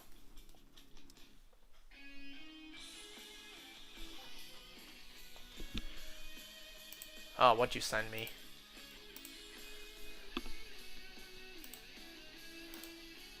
You sent me a screenshot of the special packaging. I didn't get none of that. The SpongeBob box, the wrapping paper, even the fries box. I didn't get any of that. I got all the regular packaging. You know, it's kind of like maybe Canada just sucks that we don't have any of that special packaging. We only have basically the brand and the name to sell the product. Maybe it was all sold out. You know, that's a possibility. I did come to get this rather late. because I didn't even know Canada had it. Or maybe behind the scenes when I ordered the Krabby Patty, the people working there were just like, oh, just grab him a regular Dave Singles. He's not going to know the difference. There's no difference anyways. Just give him our regular food without the special packaging. He won't know the difference. How many boxes has that been tonight? Let's see. 1, 2, 3, 4, 5. So it's been 5 boxes. So I didn't get none of the special packaging. So it was nothing special. I tried it, it was nothing special. Ah, Frosty, that's what it's called. Yeah, I didn't get the pineapple Frosty. I thought it would come with the meal. No, I guess that you have to order separately. I didn't get the card. No, I did not get a card. I got nothing. I got a regular... I basically got the regular Dave Singles combo.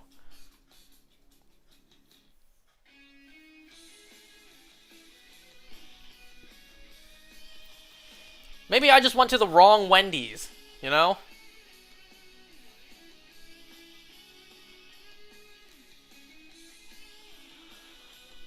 Whatever. Regardless, all I got was a regular Dave Single burger. You know, the picture you just sent me of what a Dave Singles look like, ain't no way a Dave Single is that stacked. You know, have you gotten a Wendy's burger, how flat it is compared to the marketing pictures? Did I forget to pre-walk these eggs? Like, is this... No, it says maybe close to hatching.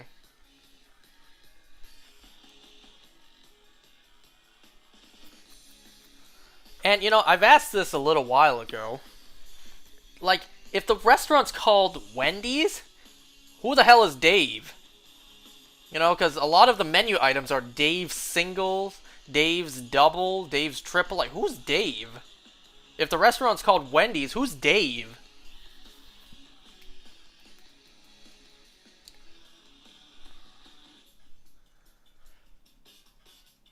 Wendy's X.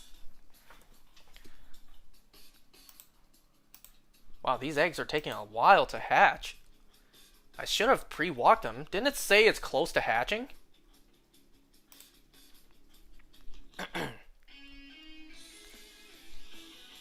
Yo, what is going on with these eggs? Yeah, this egg will hatch soon. I've never seen an egg this, like, will hatch soon take this long.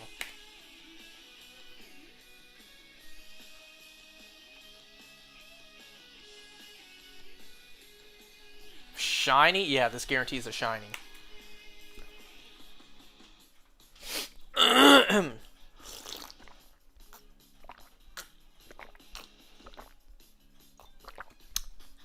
Bad egg? No way. Right? I played this game legit. There we go. Jeez, for an egg that will hatch soon, that took, what, like 6 laps? I wasn't keeping count.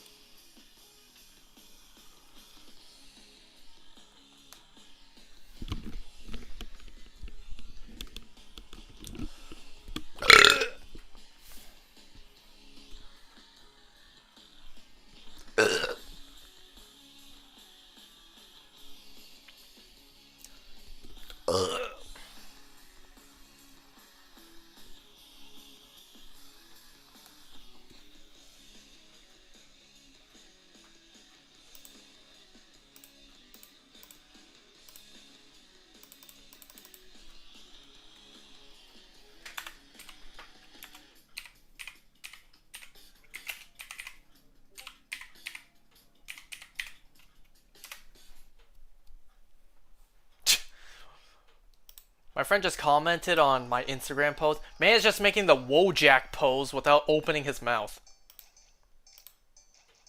Is that what that's called? The Wojak pose?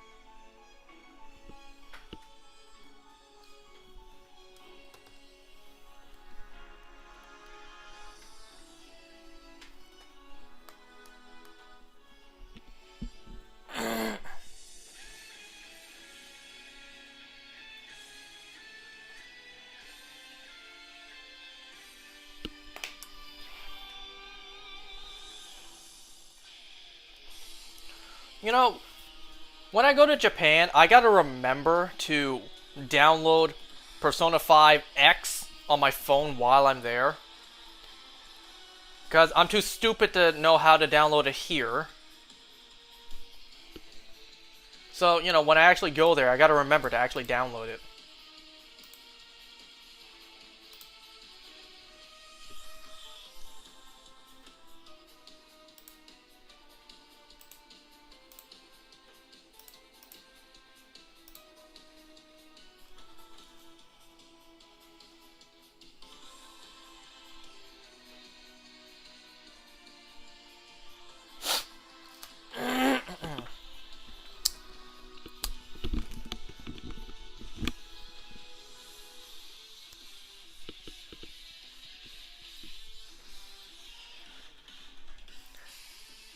This shiny Panpour is being stubborn.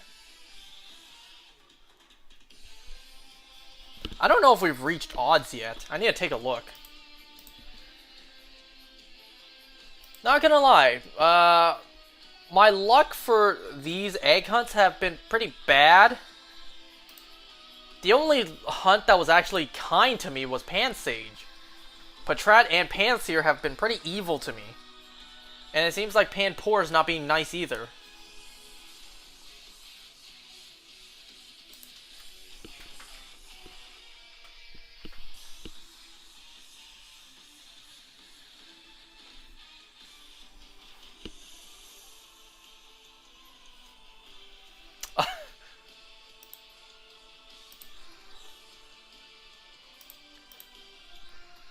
Wait a second, you said...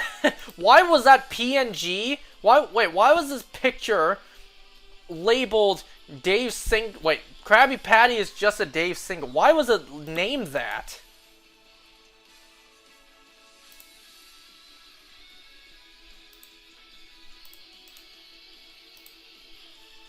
Hold on. If I save image as Wendy's Krabby Patty is just a Dave single web file.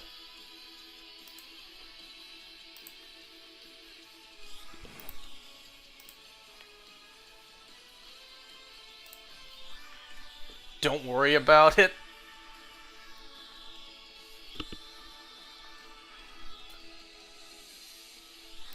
Okay, I need to see how many eggs we're at now. Are we up to odds yet?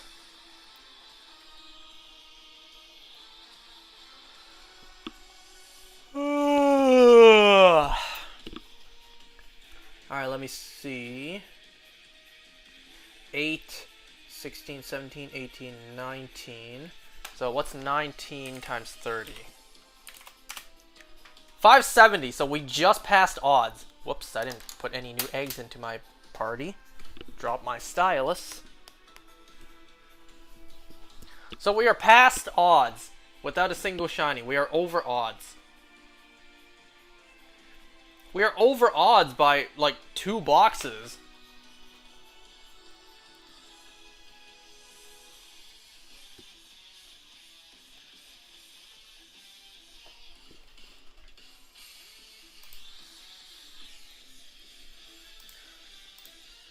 So, I watch your shows and I talked about your shows. When are you gonna watch my shows and talk about my shows, hmm?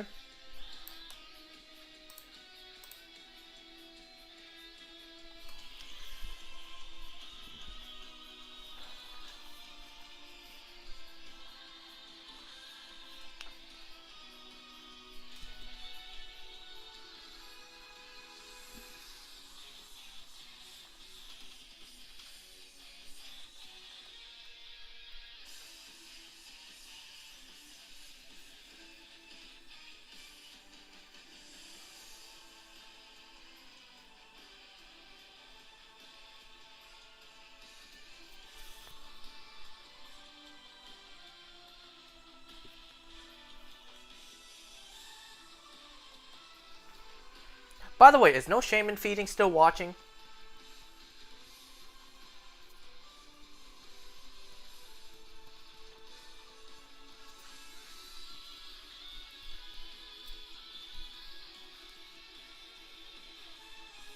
Because remember what I said last time? I am playing through Ultra Sun again in order to get the post game to hunt Xerneas. Thing is, it's gonna be full odds because I don't have any means to complete the Pokedex, and I sure as hell am not doing it on my own. I've always been borrowing No Shame in Feeding's living decks on the 3DS to complete the Pokedex in order to get the Shiny Charm. Without him here, I will have to do it full odds. And you know, one other thing, playing through Ultra Sun again, it's strange. I haven't played Ultra Sun in so long.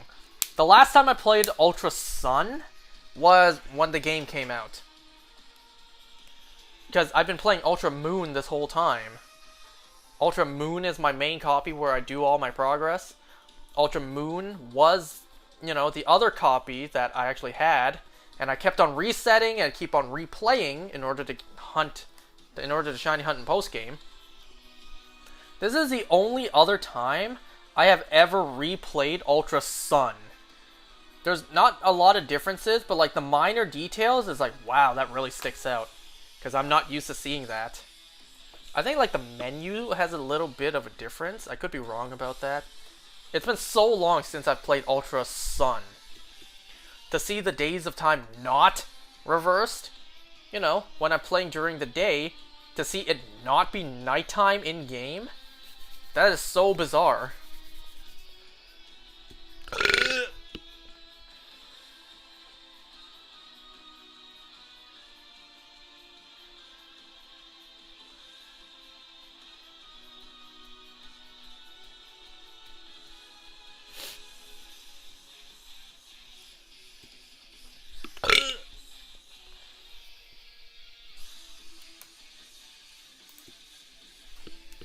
You know, also the fact that I had to battle a Totem Gumshoes instead of a Totem Alolan Raticate.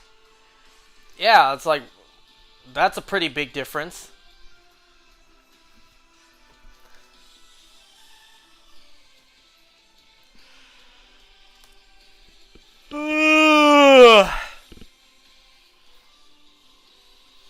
Man, I'm so mad I gotta edit these two parts together before I post it. All because of that stupid phone call that really had no purpose to me answering.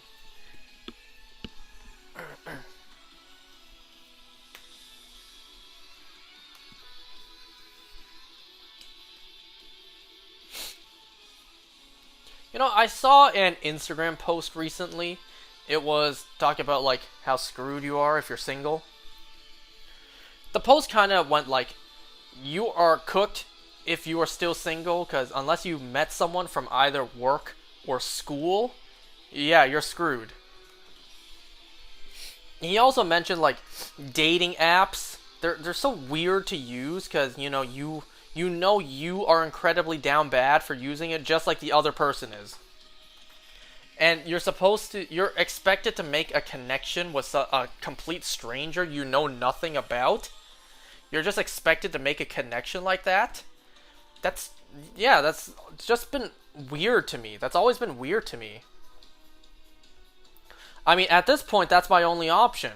Because I sure as hell am not meeting anyone at work. So unless someone from school miraculously spawns back into my life, I'm kind of screwed here.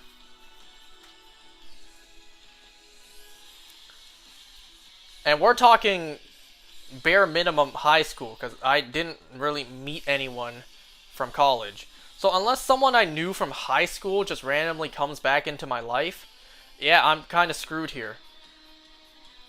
I've been using Hinge, and to no surprise, nothing's happened. Wow, what a revelation. I started using Hinge without the mindset of expecting it to work, and yeah, I've been right so far. It hasn't worked. I do not expect it to work. If it does, great. If it doesn't, I'm not surprised. So yeah, I'm not expecting Hinge to actually work for me. So that means I'm especially screwed because, like I said, I'm not meeting anyone at work. That's just not going to happen. So unless someone from high school just randomly reappears in my life, I'm doomed.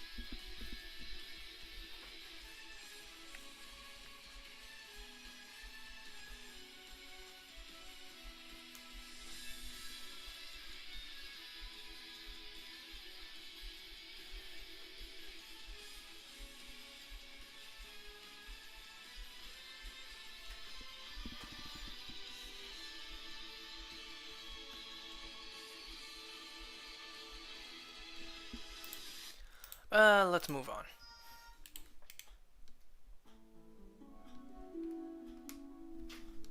Ah, nice and calm, soothing music.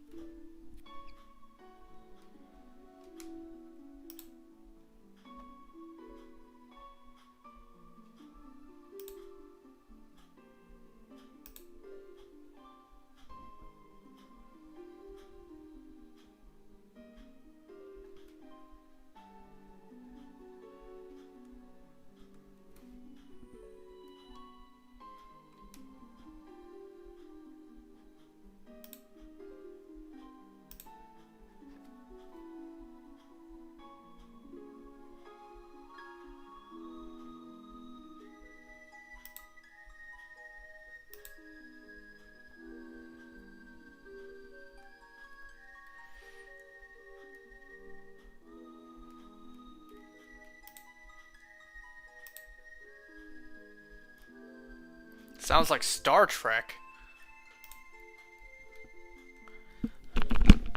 You know, I never watched Star Trek, so I don't know.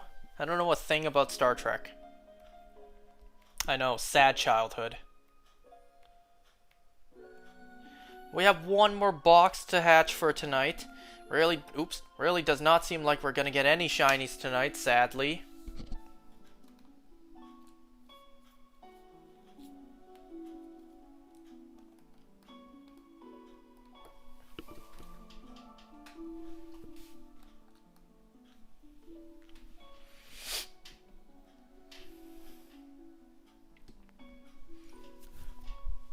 I also didn't watch the other Star growing up, Star Wars. I've only ever seen one Star Wars, and that's it.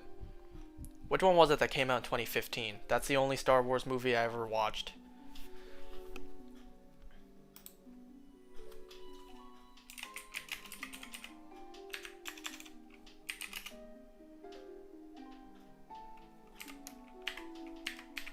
Jesus, that film came out 9 years ago. Star Wars The Force Awakens, 2015. That's the only Star Wars movie I ever watched.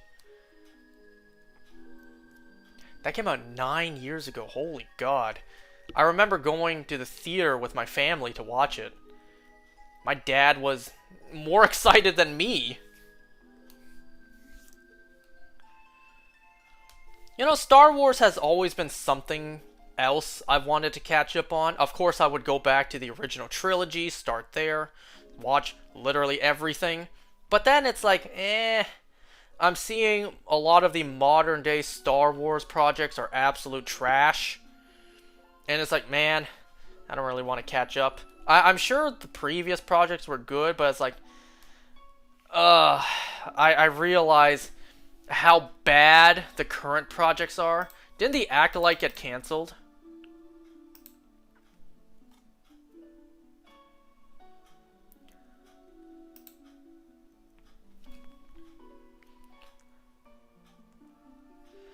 If you get a shiny in this stream, you gotta watch it from episode 7 tonight. What kind of deal is that? That's like saying I'm punished for getting the shiny tonight. It's like saying, okay, something good happened tonight by getting a shiny. You gotta balance that out by doing something terrible. Watching something not that great.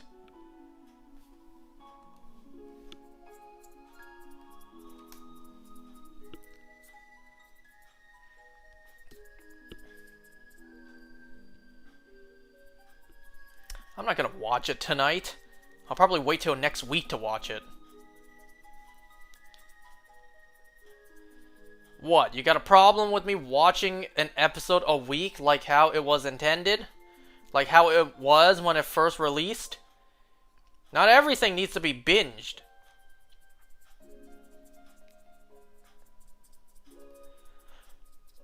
Matter of fact, I think it'd be worse if I binged the show.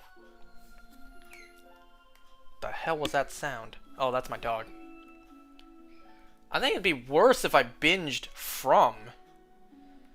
Yes, I complain, ain't shit happening. So, you know, the sooner I watch more, the sooner things will actually happen. But it's like, that'll be a boring ass day.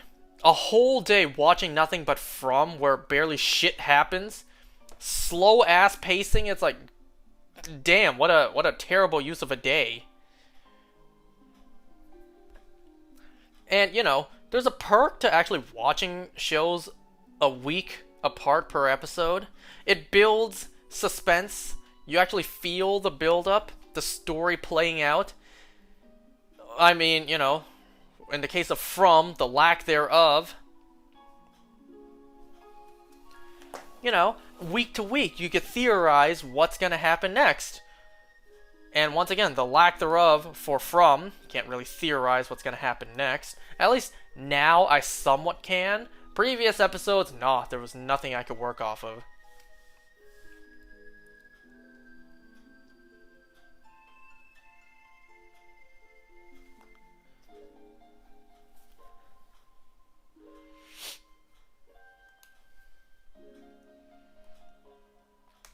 You know, my sister, like, this is so funny to me. My sister, she was asking, like, how many episodes Daryl Dixon has for this season, and how many episodes Superman and Lois has this season.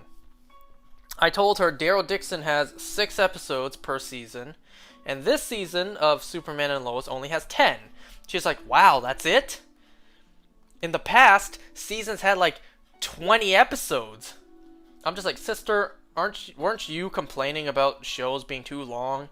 Aren't you the one who skims through shows just to get to the good stuff? Like a certain someone else I know.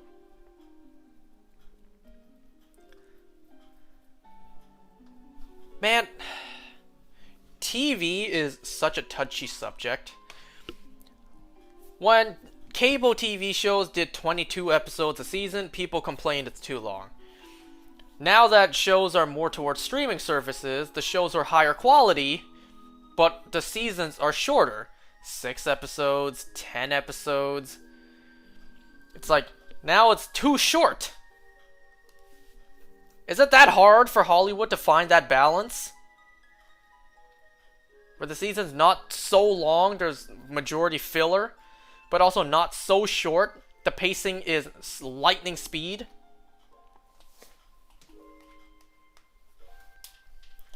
You know, believe it or not, From would actually be a good example had the pacing and story been good. 10 episodes is a pretty healthy length for a season of a show. Only problem with From is there's barely a plot and the pacing is at a snail's pace. But on the other hand, take The Penguin for example. 8 episodes, fantastic pacing, great story, master acting.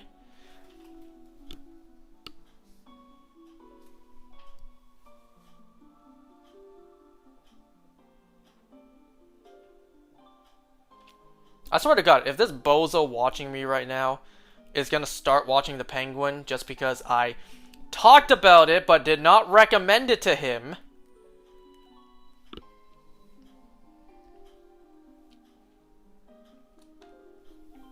if that idea popped in your head, I would also say, just watch The Batman before watch The Penguin. There's barely any connection, but it's like, it's still the same world, and it's only one movie before the show.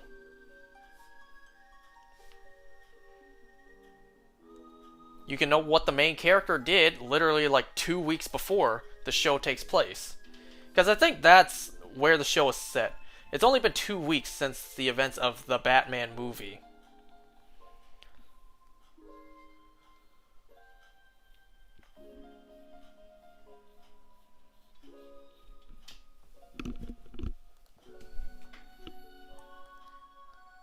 I mean, the Batman, what? That's only 3 hours?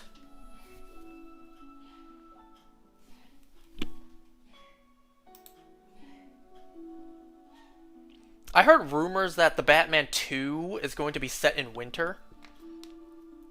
I mean, the end of the Penguin finale, I also saw snow.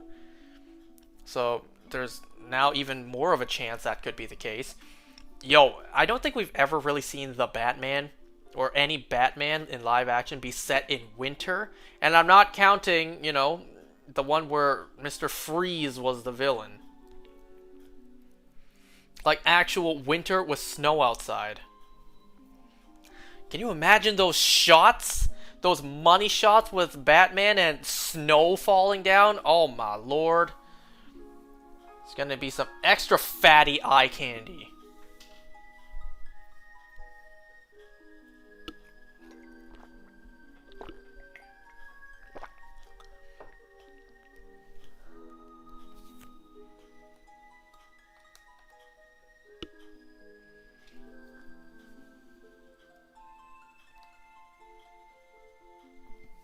You know, my 3DS is almost out of power.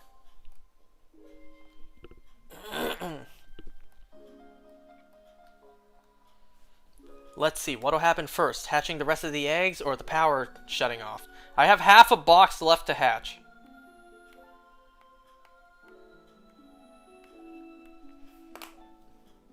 You're not always charging? No, because that's kind of not great for the battery.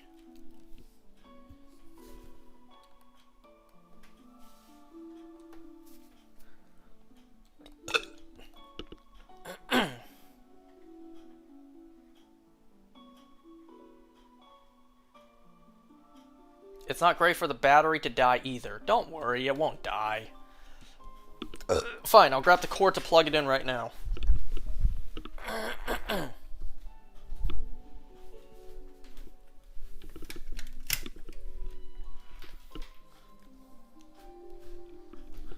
Oh, look at that, the light's flashing, so I had to grab it right now regardless.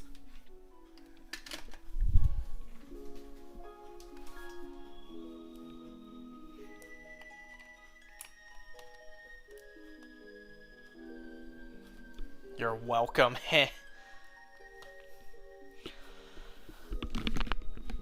I don't think my sister's coming home tonight. It's almost midnight. She might be at her husband's place tonight.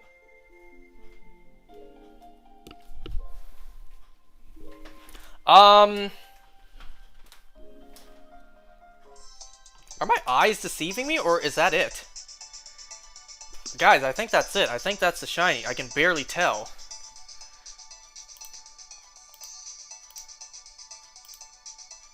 And it looks, yeah, it looks a little bit brighter on your guys' end. Why is this tilted? I think that was it. I think that was the shiny.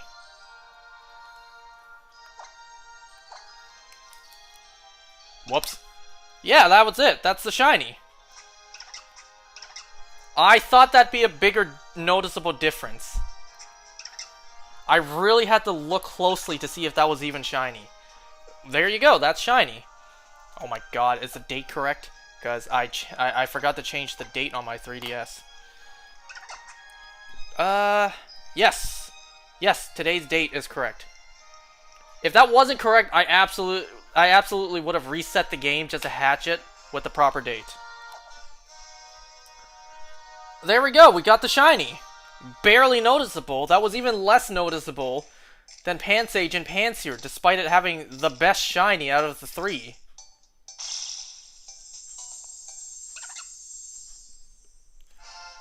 Like, I really had to look closely. I looked closely at it like, is that it? Now I can't even tell the difference.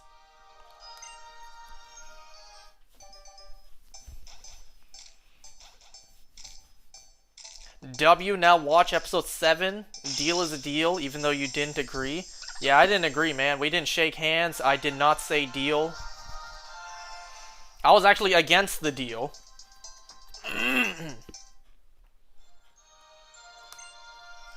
Did anyone else notice that was different? Like, did you guys watching, did you notice that looked different? Be honest now. Did you see it and think also that looked different? I really had to look closely too. And I thought it would have a much more noticeable shiny. With your screen going in and out, we can't see shit. Well, I can't blame you there. And I can't argue with that either. I know that's the case. I know.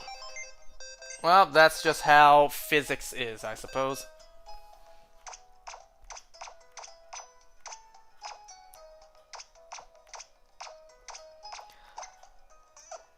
Okay, let's see how many eggs that took. 8. Okay, 8, 16, 17, 18, 19, 20. Right? Yeah, 8, 16, 17, 18, 19, 20. Right, 20. 20 times 3, that's 600. 600 plus 6, 12, 8, nope. 6, 12, 13, 14, 15, 16, 17. 617 eggs. So slightly above odds. I say slightly, that is quite above odds. Like, look. That is more subtle than I expected. I thought it would have a much bigger shiny difference.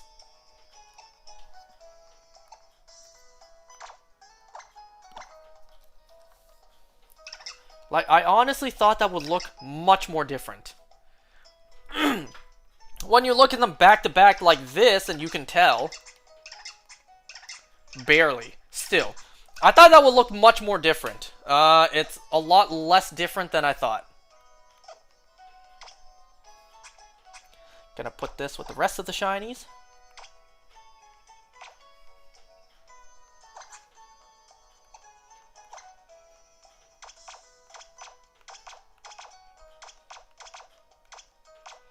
Alright, 10 more eggs to hatch for tonight. Dang, you got a male one though. I still have yet to get a female one, because the female one's more rare. And at this rate, it doesn't look like I will.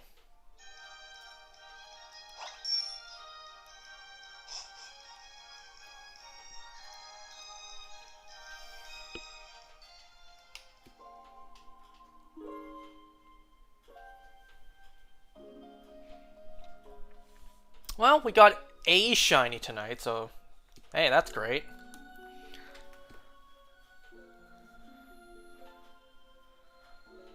I was afraid daylight savings or whatever would cause the date to be wrong on my 3DS. So, thankfully the date's right. 2 shinies this stream and you'll binge watch the rest of Season 1 tonight. Bullshit! Like hell I will.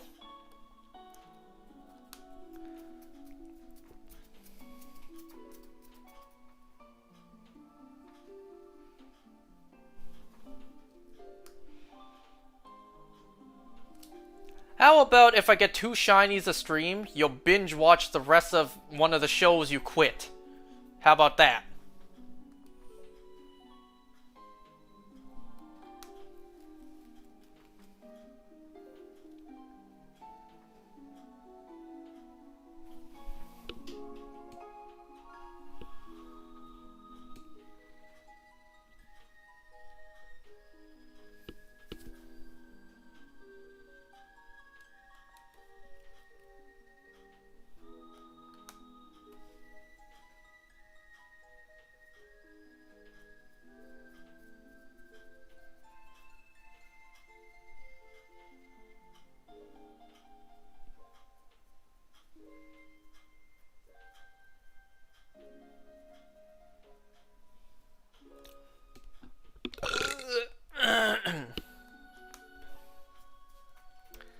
Alright, we got 5 more eggs to hatch tonight.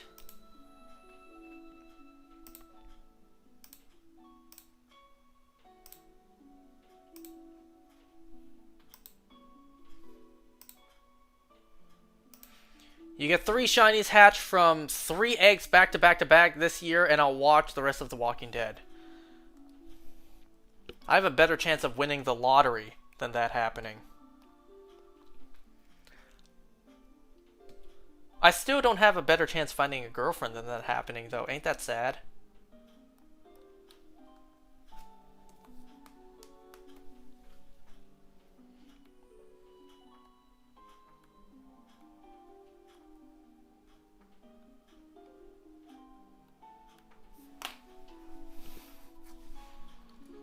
Don't worry, bro, you ain't alone. I will be on New Year's night. New Year's Eve.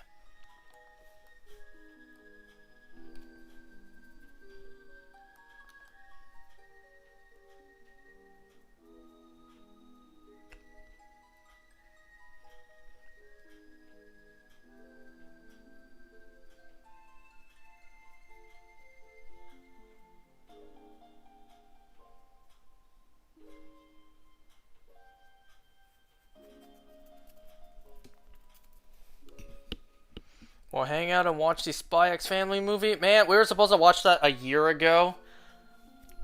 I've actually been thinking recently I'm just gonna watch it on my own, because we were supposed to watch it together and over a year has passed.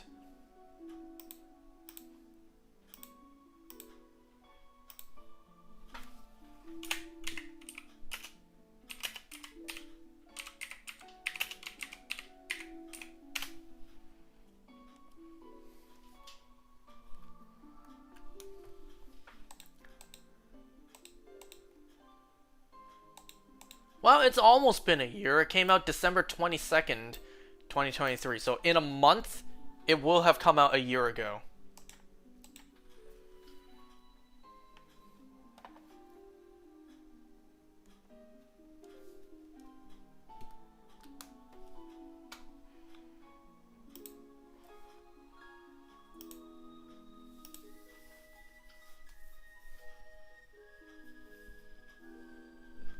Welp. I need to edit these two parts together before uploading, or rather archiving.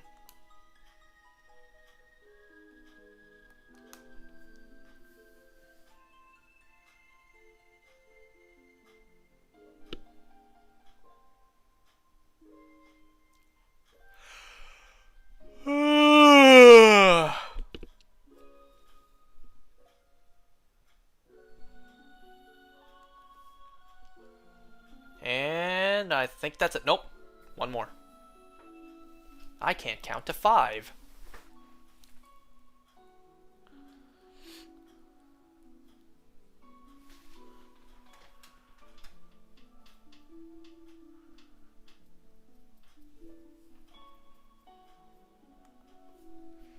That should be it. Yep. Okay, that's all the eggs for tonight that I will do. Thankfully, one of them housed a shiny.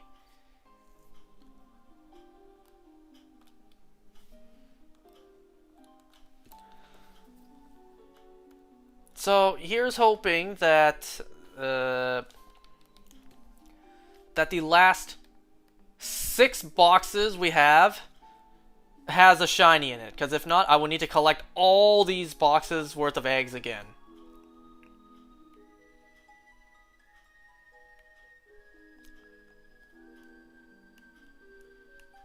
Here, stare at the shiny while I turn off the stream.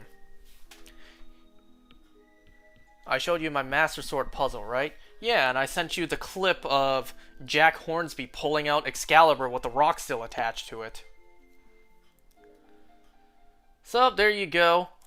It's a quiet nature. I didn't even take a look at that.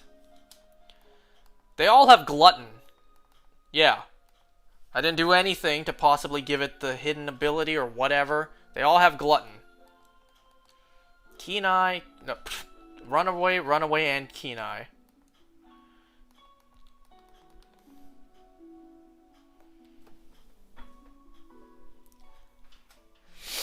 Well, that's it for tonight. Thanks for watching, guys. I'll see you next time. And remember, I won't be doing anything tomorrow night, because I'm going to visit, you know, the father-in-law who had a heart attack recently. So I'll be visiting him tomorrow night. Nothing tomorrow night. Adamant Pansage is pretty good. Is it really? Oh, you're talking about that. Well, that's the one I bred with, so not shiny.